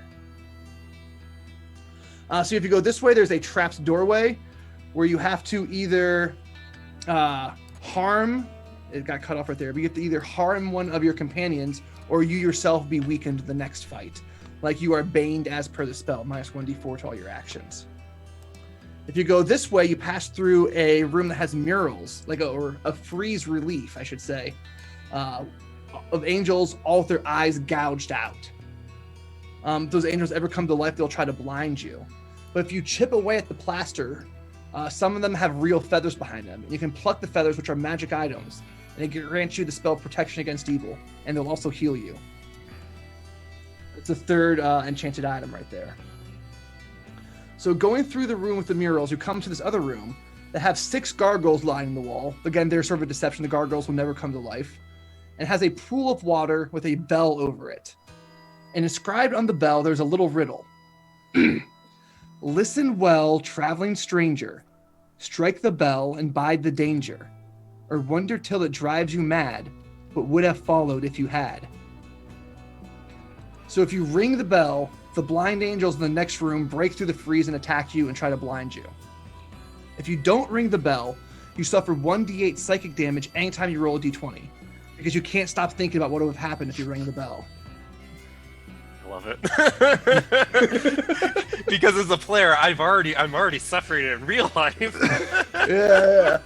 So that curse affects whoever happened to read the inscription above the pool. And then you go through here and you find the heart of Anubis, the evil devil warlord who's trying to invade the mortal realm. And you have to fight the heart.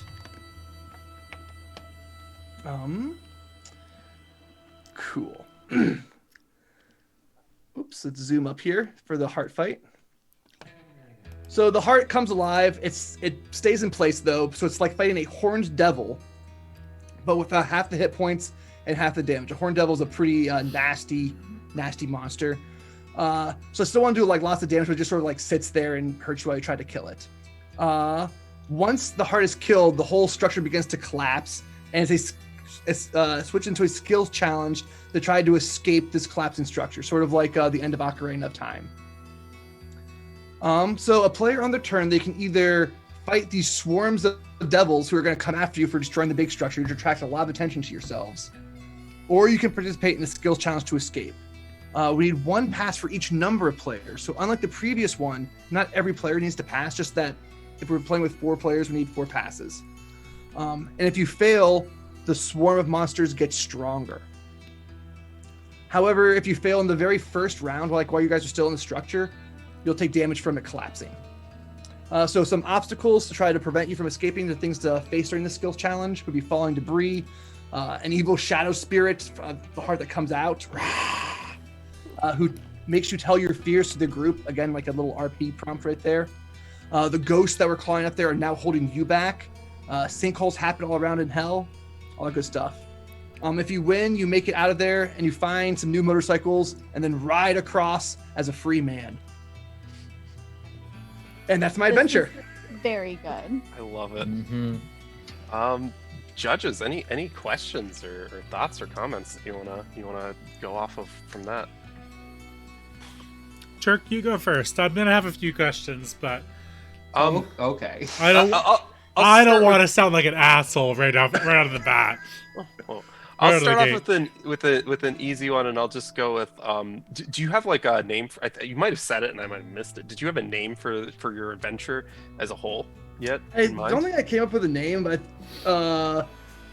I'd probably come make a pun with Dirty Dozen. The Fiendish Four. There we go. I like it. There we go. Yeah, you ready to get it? Okay, good. Yep, I got it. We have our score sheet. We have our score sheet where we mark down the names of our adventures. I'm just gonna make that out Cool. before You can just spell it correctly for me. Yep, thank you. Yeah, Turk, do you have any questions? Or thoughts?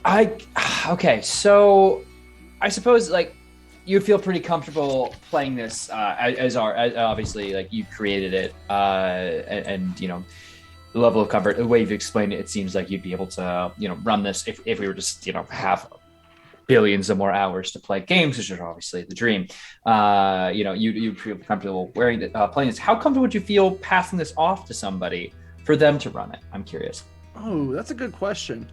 I don't know. I think I got the major points down like in text, and I gave. I think this artwork really helps too, because if I were, you can just throw this stuff all up on the screen, describe it, and sort of go through. I think somebody going off of this could be able to do something. Yes, I think all of the major elements are well represented. And also, I was curious. For the monsters you selected, was there a specific intention behind that, or did you kind of just think of like some really good classics? I mean, the Hobgoblin, Warlord, Hag, Werewolf, Necromancer feels like it covers a lot of bases in regards to your monster mash of creatures. But have you, like through the process, obviously you're very focused, but kind of in retrospect now, would it be possible for you to like open it up to other monster types of an appropriate level? Oh yeah, absolutely. I would like to do all sorts of things, right? We could have a vampire that's in there. We could have, maybe like a cursed tiefling or a warlock who's, patron wrecked all sorts of havoc. There's all sorts of things we could probably throw in it if it's this idea. I think though that the key is that this is an opportunity for players not only to do like the evil campaign, right? They're all evil bad guys who have a clear reason to work together. But it's also an opportunity to play something different, right? Like you don't get an opportunity to play a hobgoblin very often. You don't get an opportunity to play a hag. Sort of embody that monstrous mindset. Using the monster manual instead of the player's handbook. I do enjoy that idea. Although I imagine a vampire would have a lot of fun with a giant beating heart. I think just like glomp onto it. Yeah, I think what do you do? Is there still heart? Is there still blood in here? You know what I'm doing. I think it's really interesting to have that and have that mindset of you're being the evil creatures, but then you also have this, this swamp of despair that kind of makes you sad. And it's like, what do these evil creatures that normally we wouldn't humanize feel like when they're depressed? Like they still have some sort of like human empathy that you can kind of relate to them, which I think it'd be really interesting to see where that goes in a game of, having these creatures that normally most players think of as, yep, they're the bad guy, I'm just gonna take them out, and now they're playing them and they're like, yes, I'm the bad guy. Ooh, but I have feelings. I'm sad. What is that like? I think it can be really cool to see where that goes in like a storytelling way.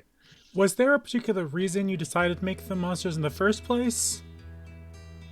I think it was just it just seems like a really interesting. As soon as you said prisoner, like that was the scenario that came to my head, that we were going to do like a dirty dozen. That's like classic adventure idea, right? Suicide mission behind enemy lines. And I think the idea of being monsters just popped into my head. I was like, that's absolutely perfect. The idea of a hobgoblin or a bugbear on a motorcycle through hell, it seems great. Okay. That's something that made me smile. I'm like, you know what? Someone else will probably like it too. But this would work if you brought in your regular D&D characters, you think? Oh yeah, I think so. I think the monster aspect, I think it does like add something to it. But yeah, if you want to use a regular D&D character, it could. That was flavor for you to get into the mindset. I see. Yeah. So this is gonna sound stupid, but I'm trying to figure out, because I need to judge you based on your use of the ingredients. So the premise here is that you're starting the mission, you're already a prisoner in this devil landscape, and we see it in the second scene that you are breaking out of prison. I'm trying to figure out where the prisoner aspect comes in, And like where, like if you were a player starting this, like where am I or if I'm a player starting this campaign, what do I know about my character? I am a prisoner for the king, for the devil. Yes, so is this us? We intentionally became prisoners? So the situation is, that's another reason why you're monsters, is that you were bad people and you were thrown in jail, and you were never gonna get let out of jail, but unless you have this one chance to do this suicide mission, and if you were successful, you'll earn your freedom. Gotcha. Okay. So sort of this makes more sense. Squad. So the later scene in the swamp, where you're talking about what put you in prison in the first place, yes, is about why you need this mission to succeed, because you want freedom. Gotcha. Yes. What did I do wrong? And before I went to jail to make myself guilty, right? Yep. Like, oh man, I feel bad for pillaging that village. Shucks, shouldn't have kicked those orphans. And so another question, we were talking about this a little bit behind the scenes while we were while you guys were working, was what element does the magic items you've brought in elevate the gameplay beyond just being a cool thing to have? Do you think that your magic items have done that? Do you think that they push the plot along, or are they just kind of elements that fit into your world?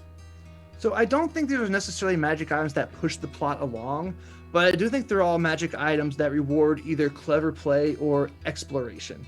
Okay. Right? To pick away at the fresco to find the feather, to be extremely good at navigating the hellscape to find the river that you can dip your weapon into, to look at the commander using his whip in battle and realize, hey, wait a second, I can use that too.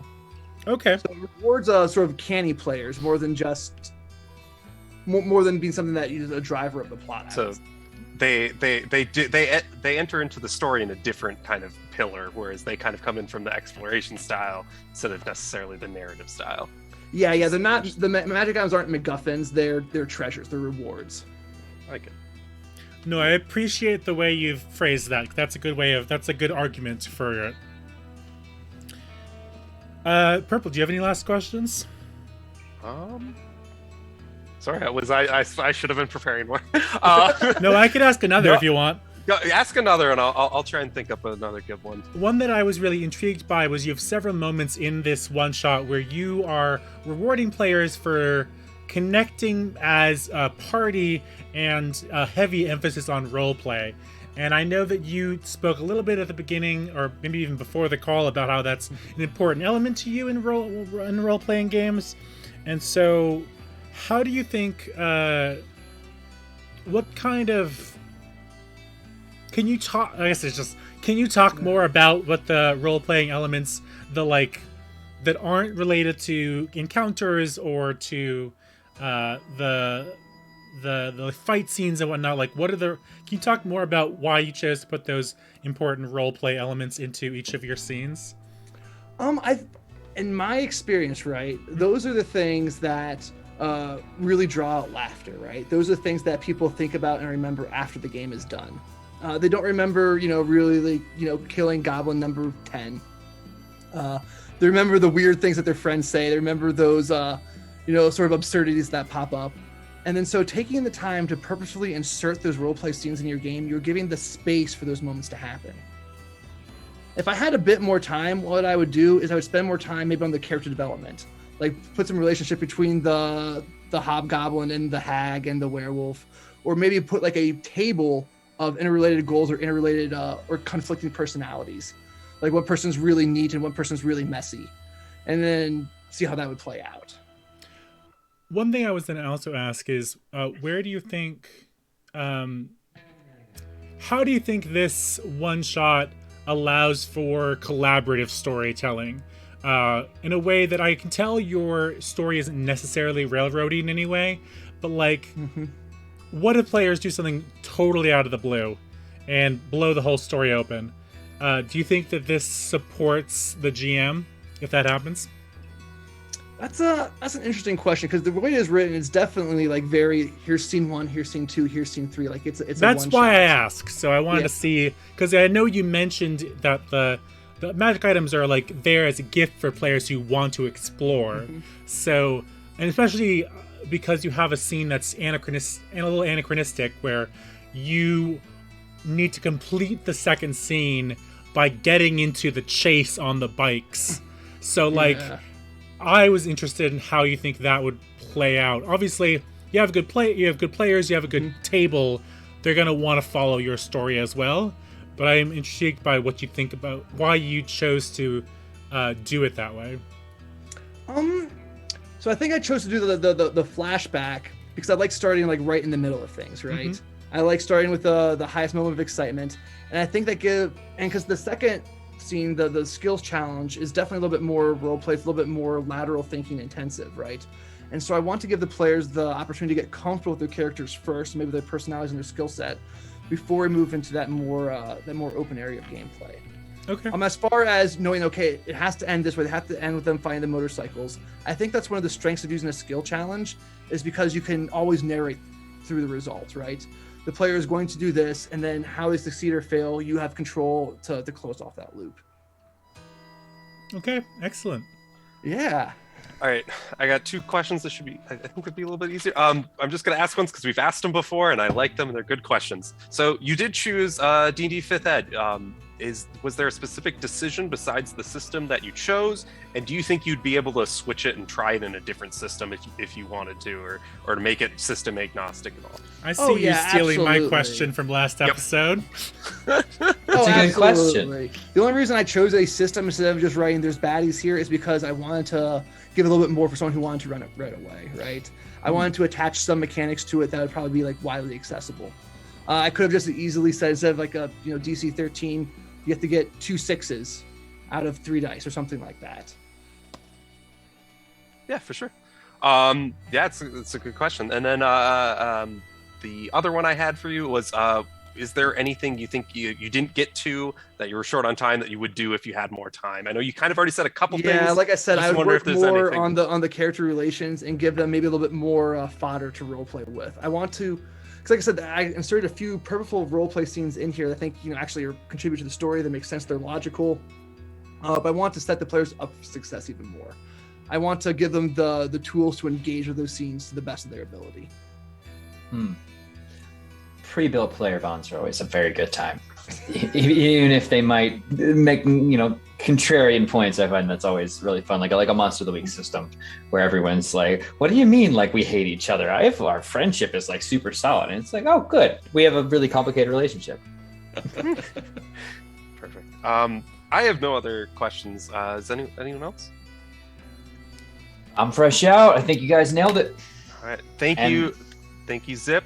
With that, I think. Sorry, you had something. No, I'm just saying I'm eager to dive into some other stuff. I mean, I love it. So now that means let's see what Sarah's up to. It's your turn, Sarah. Hi. Yeah. First of all, I have a lot of things to say to Zip.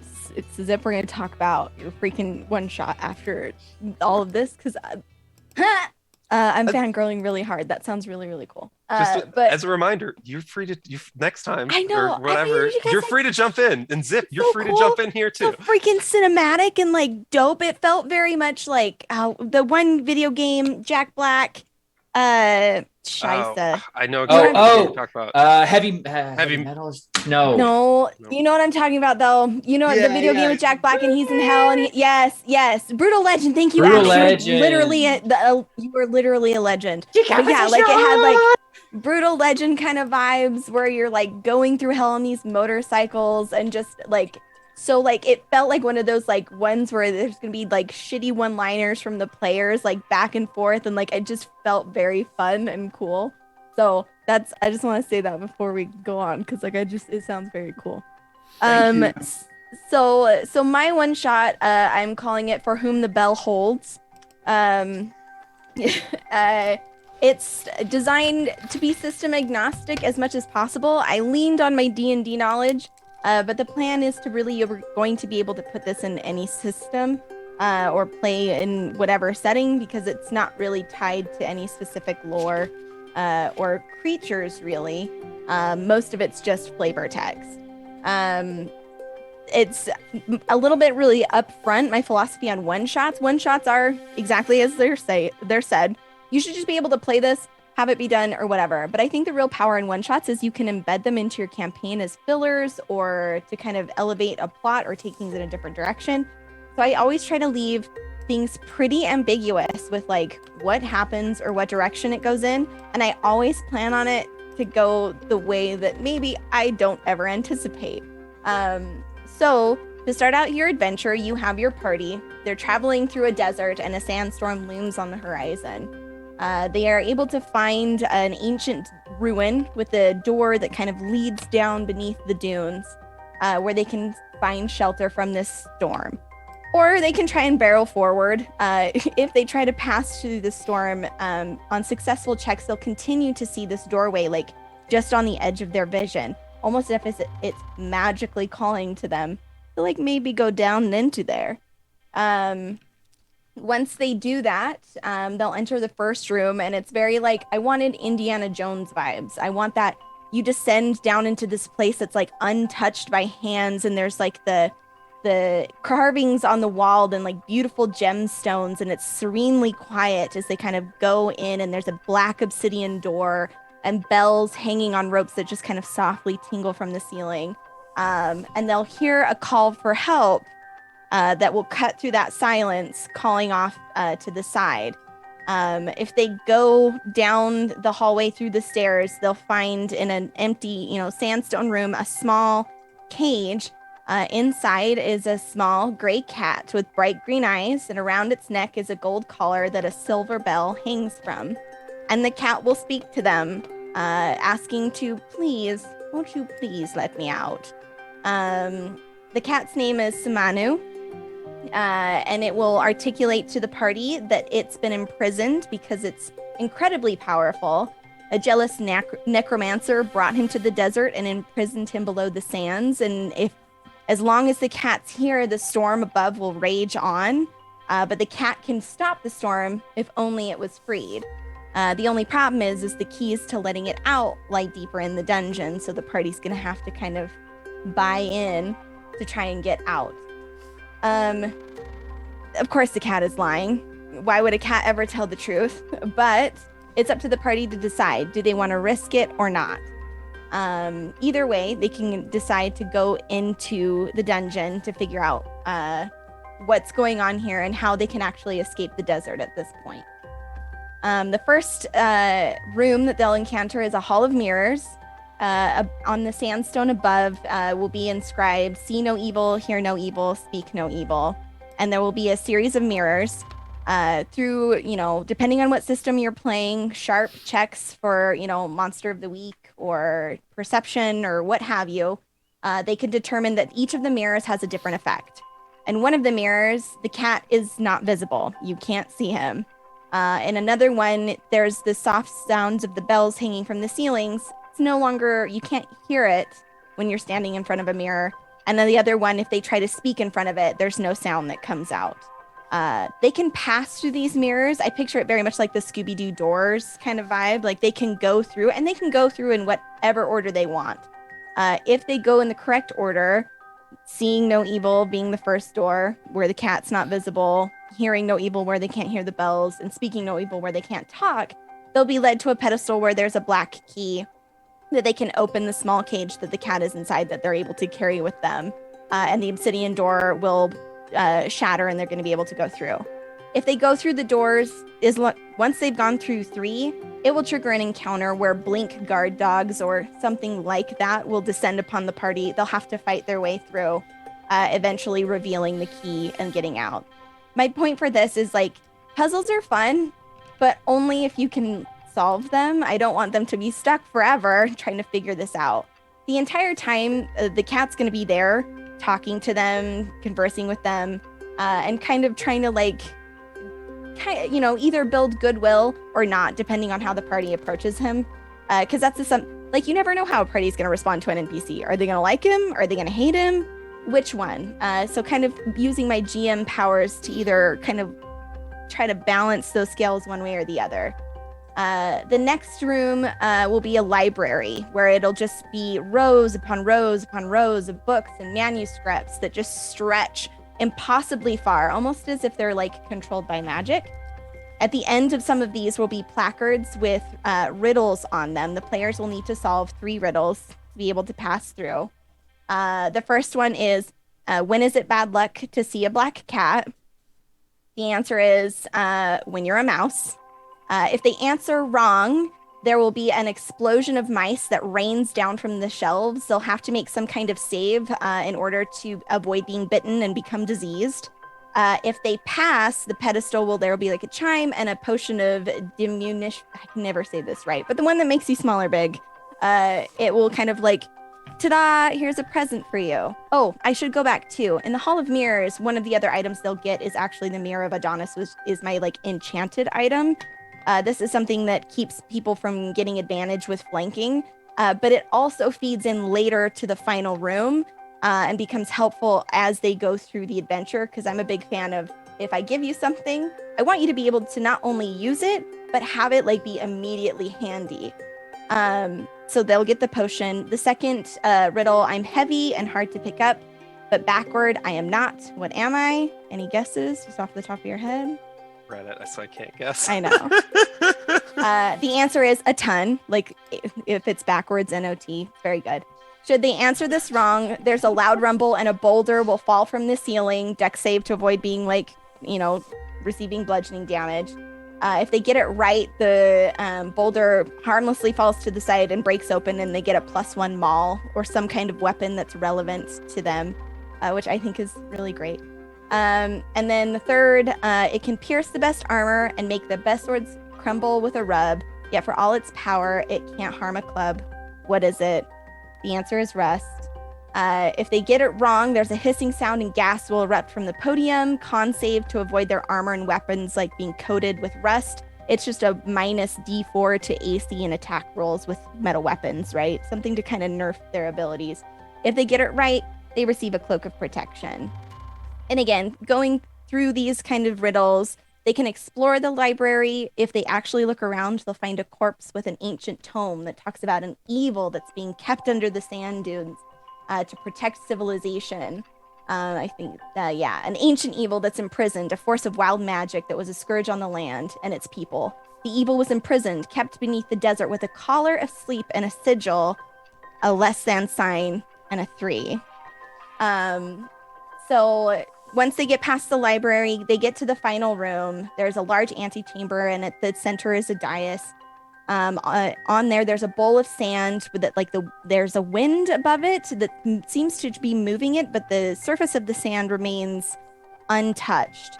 And there's a small rune inscribed to the side. There's also a black obsidian key. The key fits into the cat's collar. They can just take off the collar. One thing to note as well is the cat will try to help them with the riddles, but anytime it tries to speak, the collar will constrict, keep it from talking. So the players will have to try and use their own wits. If they release the cat, they have released Samandu, the ancient evil, and they'll be led into an encounter with a displacer beast. This will be helpful. The mirror will keep the displacer beast from getting advantage, as it can kind of flank around them. This will only run for a little bit of time, as eventually the ancient evil will get bored and will escape from the tomb. And then, very similar to Zip, I loved this. The tomb will start to collapse and the players will need to run to try and escape out of the tomb, making a series of checks. If they don't release the cat, they have that bowl of sand with the sigil next. And this will be familiar to Turk, because this is actually a puzzle that I used in the Bard's Refrain that I actually really like.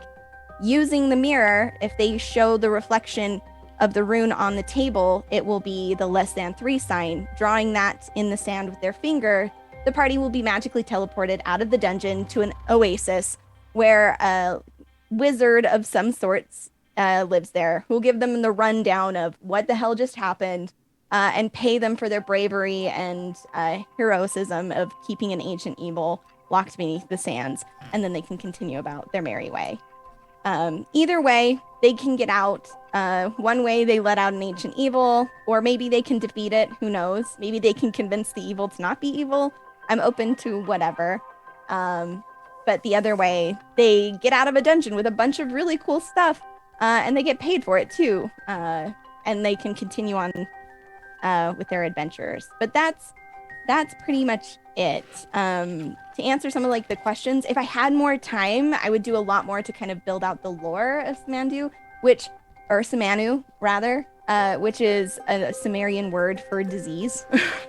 So, if I had more time, I would also love to throw in maybe a couple of additional like little NPCs just to kind of like be in the rooms that aren't necessarily helpful, but provide a little bit more flavor and give those players kind of like something to bounce, their ideas or questions off of.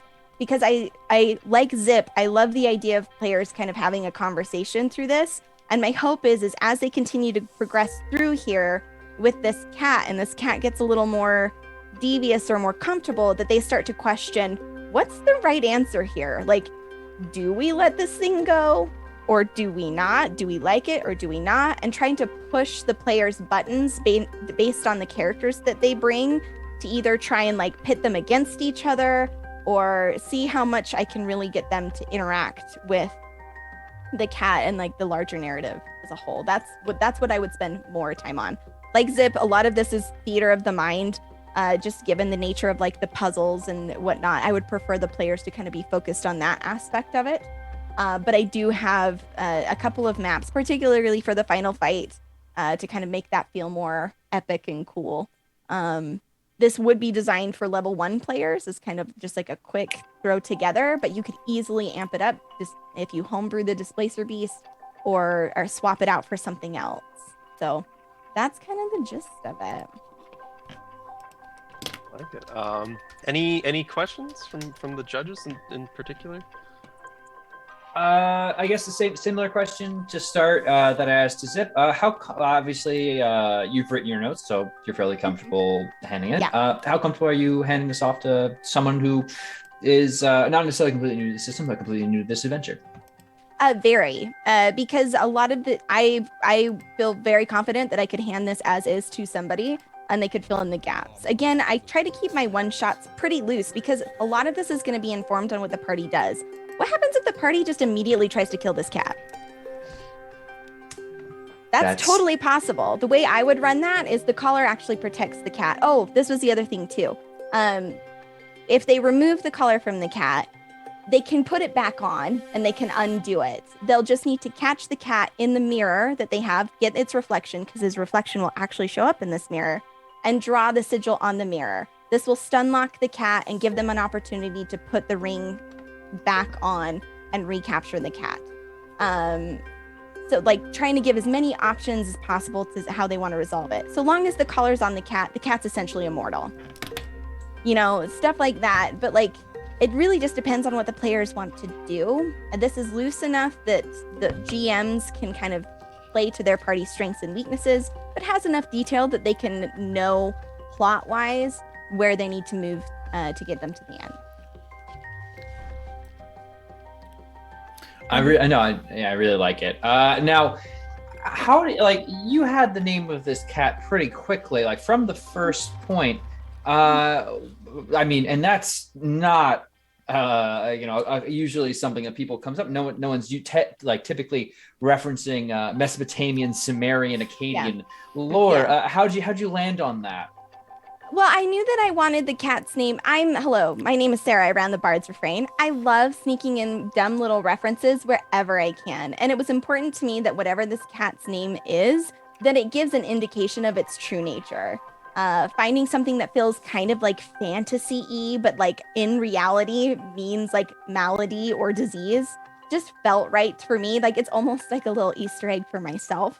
And something like as they go through like the dungeon and in the ancient texts, right, they find this script that talks about this ancient malady that's diseased everything that it touched. It's just this like callback that like isn't immediately apparent and might not ever be apparent. I know it's there. It makes my heart happy.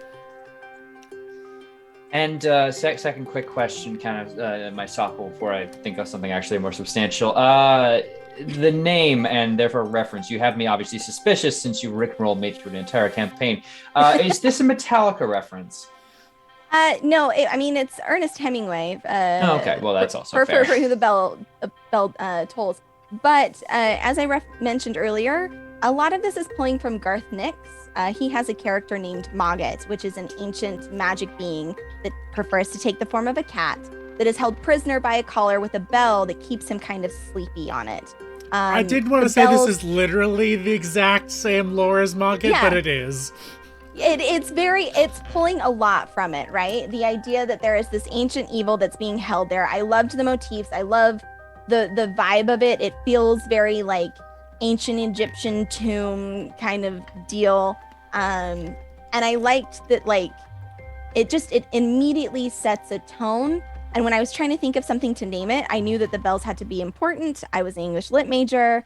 For whom the bell holds just felt relevant because the bell is part of the magic keeping this cat stuck here. Very good. Yeah. The Judges, please. I want to ask you the same kind of question that I asked Zip.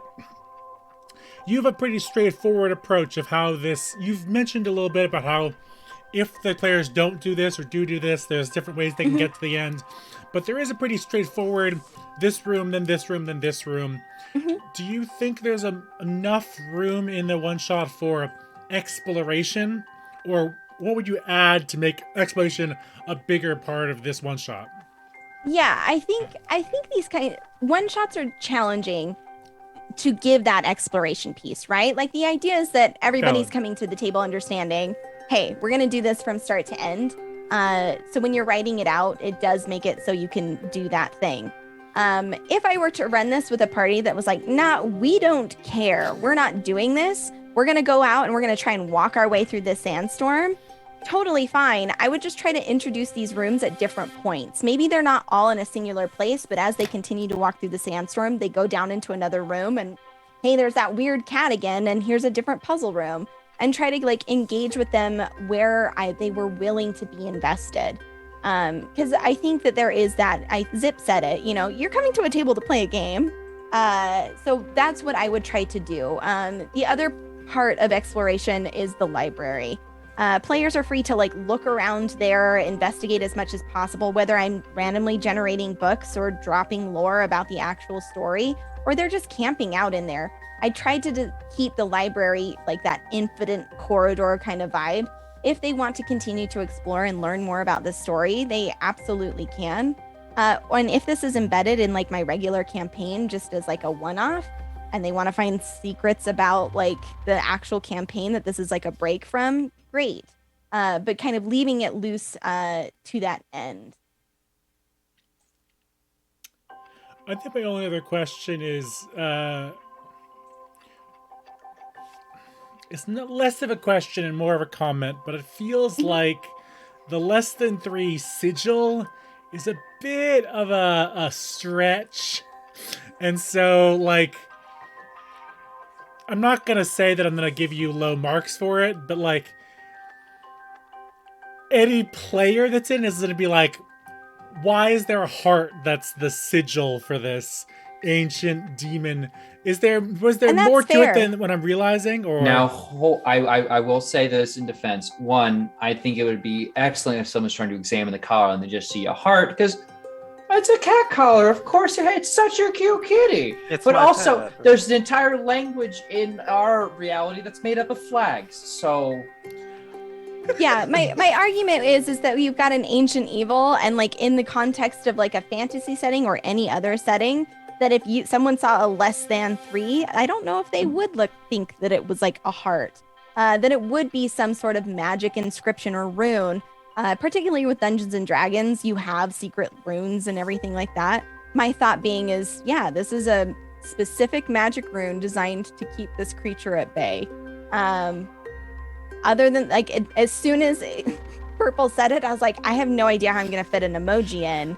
And then I remembered that like there needed to be a way for them to recapture the cat, should that be something they want to do. And then it was like, boom, there it is. It's a spell component in order to be able to recapture the cat. It could have been an interrobang or a parallelogram, but might as well have it be a little heart emoji. Okay, I'm out of questions. Anything for you, Purple?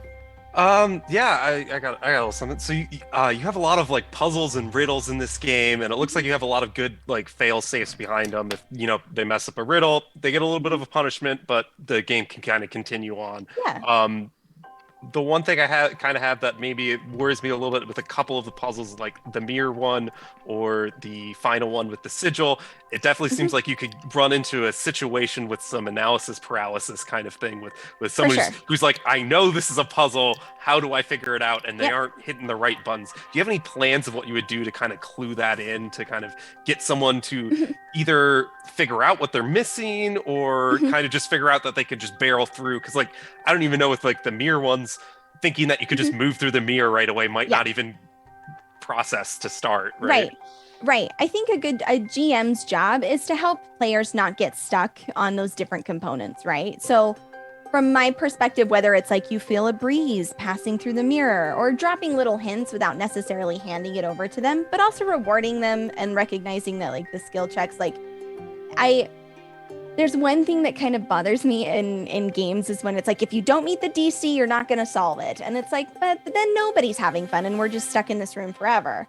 As far as I try to like clue in pretty early on with different things and try to build off of them, right? So in the first puzzle, the cat, you can't see it in the mirror, but as soon as they pick up the hand mirror, absolutely, I'm going to mention, this is weird, but like, the cat is like, you see the cat, but you see him like in high def. Like it's almost like it's bizarre, or the cat kind of hisses at the mirror or like doesn't like that particular magic item, and try to clue in that there is a relationship between the mirror and the cat, not necessarily, directly calling it out, but starting to kind of hint in that direction. And even with the sigil as well, like, an ancient evil was imprisoned with this sigil, trying to like, that feels a lot more heavy-handed, but then leading it up so when they see it later, it pulls in. But using a balance of different checks and calling for them when they get stuck and not just like waiting for them, because there's nothing more frustrating for both parties than to be like banging your head on the wall, like, I can't figure it out. Like, I'm here to help. I want us to have fun and tell the story as well. So whether it be a series of checks or just answering questions, that's why I would love to run something like this in maybe like a Monster of the Week or Apocalypse World system, where it is just, if they get the check, they get the answer. I'm the GM, I have to be 100% honest, because I think that would be really cool. And Monster of the Week, like getting to play like some ancient displacer beast evil that's like, I don't know, maybe not in a desert, but like under a Walmart. Like, that would be sick as hell. You can have Walmarts in the desert. Well, I mean, yeah, you ask anyone in Hurricane Alley, there's definitely some big storms you want to evade. No, I was curious about this because you mentioned system agnostic, and of course, the first thing I think of with a Hall of Mirrors nowadays, because it's been implanted in my brain, is Dungeon Bitches, which obviously might not fit perfectly in here, but the possibilities kind of do. I do appreciate for both of you, but just like, there's a flexibility here, even if you haven't called it out, that you both provided the framework, even if it is I'm just like staring and being like, if I were to grab this system, in theory I can run. I mean, some of these, like this one's just professional wrestling, so but who knows? Maybe there's a rumble in the sand and you need to go free a creature. There's been or like a throwdown before. with a biker gang. I think it would be amazing. Mm-hmm. There's always options, and yeah, I'm a big fan. That's it for me for questions. Didn't ask it before, but we mentioned it in the transition before. But Zip, do you have any questions for Sarah that you'd like to ask? Seeing her one shot now. How did you come up with all those puzzles and riddles so fast? They're so good. Here's the thing. I 100% like some of them. I like tried to. I wanted to keep them cat centric. Like, I wanted them to like be cat riddles, and I was like, it's not gonna happen. So I have a bunch of GM resources that I pulled from, and I went through and I was like, okay, I want them to have effects. If they don't get them right, I want there to be a cost. So I tried to like go through ones that felt like they would be easy to fit in like a dungeon, like ancient ruin vibe, and that were difficult but not overly so. And I liked the one, like the cat, when is it bad luck to see a black cat? 100%. That's gonna get your players so good. And like the sea of mice, like I want it so bad. Yeah. Yeah, you both honestly the detail that you both went into in a short amount of time is just absolutely awe-inspiring. I feel like both of these are, if not ready to run by you, ready to be handed off and run by somebody else, almost as is. And it's just how. All right. Yeah. With that, actually, can we have each of you guys give a quick one-sentence describer for chat? Anyone who came in late, so they can hear what each of your guys' story are. If you can compound it to one sentence and just give that out quick. We're going to be going to a break here pretty quick where us judges are going to go through and score up and figure out what the score is there. And there will also be a poll running in the chat where you can vote for the winner. And chat's votes are incredibly crucial. The last game we had was incredibly close. It came down to the chat, and the chat tied it off. And it just barely is less than a point difference. They were 0.666 away from each other. Oh, damn. Which is convenient for the devil theme. But I was going to say, for the devil theme, that's amazing. It was indeed. So, yeah, with that, Zip, since you went first, let's have you, if you want to give just like a quick 1 or 2 sentence blurb, what do you got to remind people? My adventure is you are all playing monsters doing the Dirty Dozen Suicide Squad run through hell. Perfect. Mine is For Whom the Bell Holds. A party of adventurers gets stuck in a desert ruin with a cat that's willing to make a deal. Set him free, and he'll help you out. Or will he? I love it. Perfect. All right. We're gonna go to a break, but chat, think, take some time. Think about. You got about 10 minutes to make a vote and decide who you think, which adventure you'd want to play in. So. Take your time, think it out, make sure you vote. It's important. It'll matter in the outcome. I honestly believe that. So, Proper, if you will, take us out, and we'll see you guys shortly. Welcome back, and we have our votes in, and the winner has been decided. First off, from chat, you guys have already seen it, but I don't know if our contestants have. But the vote completed with a result of 9-4, with Zip taking the chat vote. That's scoring 5 extra points onto your point list. And with that, we'll go on to the actual outcome. Our winner with 56 points from that is Zip. Zip, with the addition of chat, you handily take it away with the 5 points awarded from them. So nice. Congratulations, Zip. Take this time, do whatever you want to pitch your stuff, and pitch off your what you had a fun time, how the experience went for you. Floor's yours. Take it.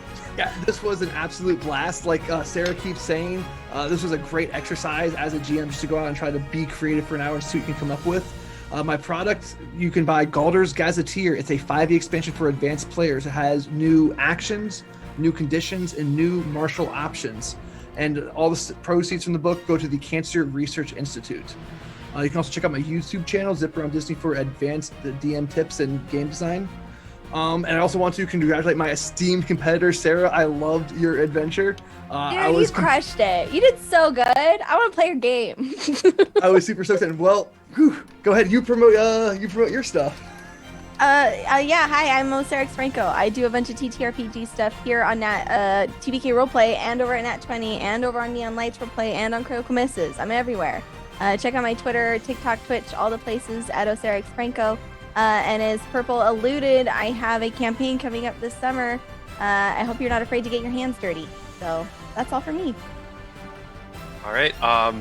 With that, I'll do sign-outs for our 2 co-hosts, and then I'll wrap us up. So, Turk, if you want to start us off. Sure thing. Hey, everybody. I am Turk, or TurkAccented, on Twitch and Twitter. I've had the extreme burden of having to look at 2 excellent creators' works and put numbers on them, and it's terrifying. And anyway, if you want to see more of me and what I do, this is the end of my death march, so there was an entire week of streaming and or TTRPGs, so we're done now, and I definitely haven't forgotten to mark anything off in March. But for more of me, you can find me next over here on TPK on March 8th for more Oathsworn, Odyssey of Dragonlord's campaign, where I'm the DM, and the players are absolutely killing it. And we will be jumping into our second major dungeon of the adventure. So if you haven't gotten a chance to jump in yet, it's definitely a great time to do so now. Beyond that, there will be Dark Echoes on the 12th, a Curse of Strahd campaign. I will be over on Lost Caravan RPG with some Lancer, which is just so much fun. More Iron DM here on the 14th, Aliens on the 16th under the ever wonderful Meg Mysteria. And some more things coming up over on Neon Lights. So be sure to keep your eyes. Oh, also, of course, on Nat 20, I've just recently started a short. We'll see. A series of one-shots for Delta Green called The Department. You could watch the first episode on YouTube soon. Did not go how I expected, but the players had a good time, and there was an absolutely excellent intro made by the one and only Sir Hecklot, who you know. Anyway, that's entirely too much out of my mouth. Be sure to check out both of our contestants' social medias and work. They are both absolutely excellent and deserve your support, as well as my fellow judges here, because they are also extremely talented and wonderful people. But I'll let them tell you about that. Proper? Hello everyone, my name is ProperNerdy. I'm a TPK staff member, roleplayer, game master, and designer. You can find my work on itch.io, but more excitingly, tomorrow I am running a Ghost Lines one-shot, Derelictric 2, The Deep, with Purple, with Chrissy, with Luca, and with Cole Robbie. I'm excited for some dark, deep, and aquatic horror. On Monday, I'm back with Madness Calls It Forth, as you mentioned at the beginning of the episode, so hopefully you'll join us for either of those two shows. Purple, please take us away. All right. I've been PurpleFill, your host for this magnificent show that I love so much, and I'm so happy to have these contestants here and these judges with me. I just want to say that thank you first, and I will follow it up with lost my train of thought. March 14th is our next show. It's a quick turnaround because this episode got pushed off because of Valentine's Day, so we had it later. So with that, it is March 14th. Monday, March 14th is going to be our next show. We have Luca Locke versus Fazul. It's going to be all of these matchups are just heavyweights going head to head. It's going to be amazing. It's going to be a great match. So I'm really excited for it. I hope you all are as well. And with that, we'll see you next time. And thank everyone who came out. Thanks everyone for voted. It made a big difference. So thank you, everyone. Have a good one.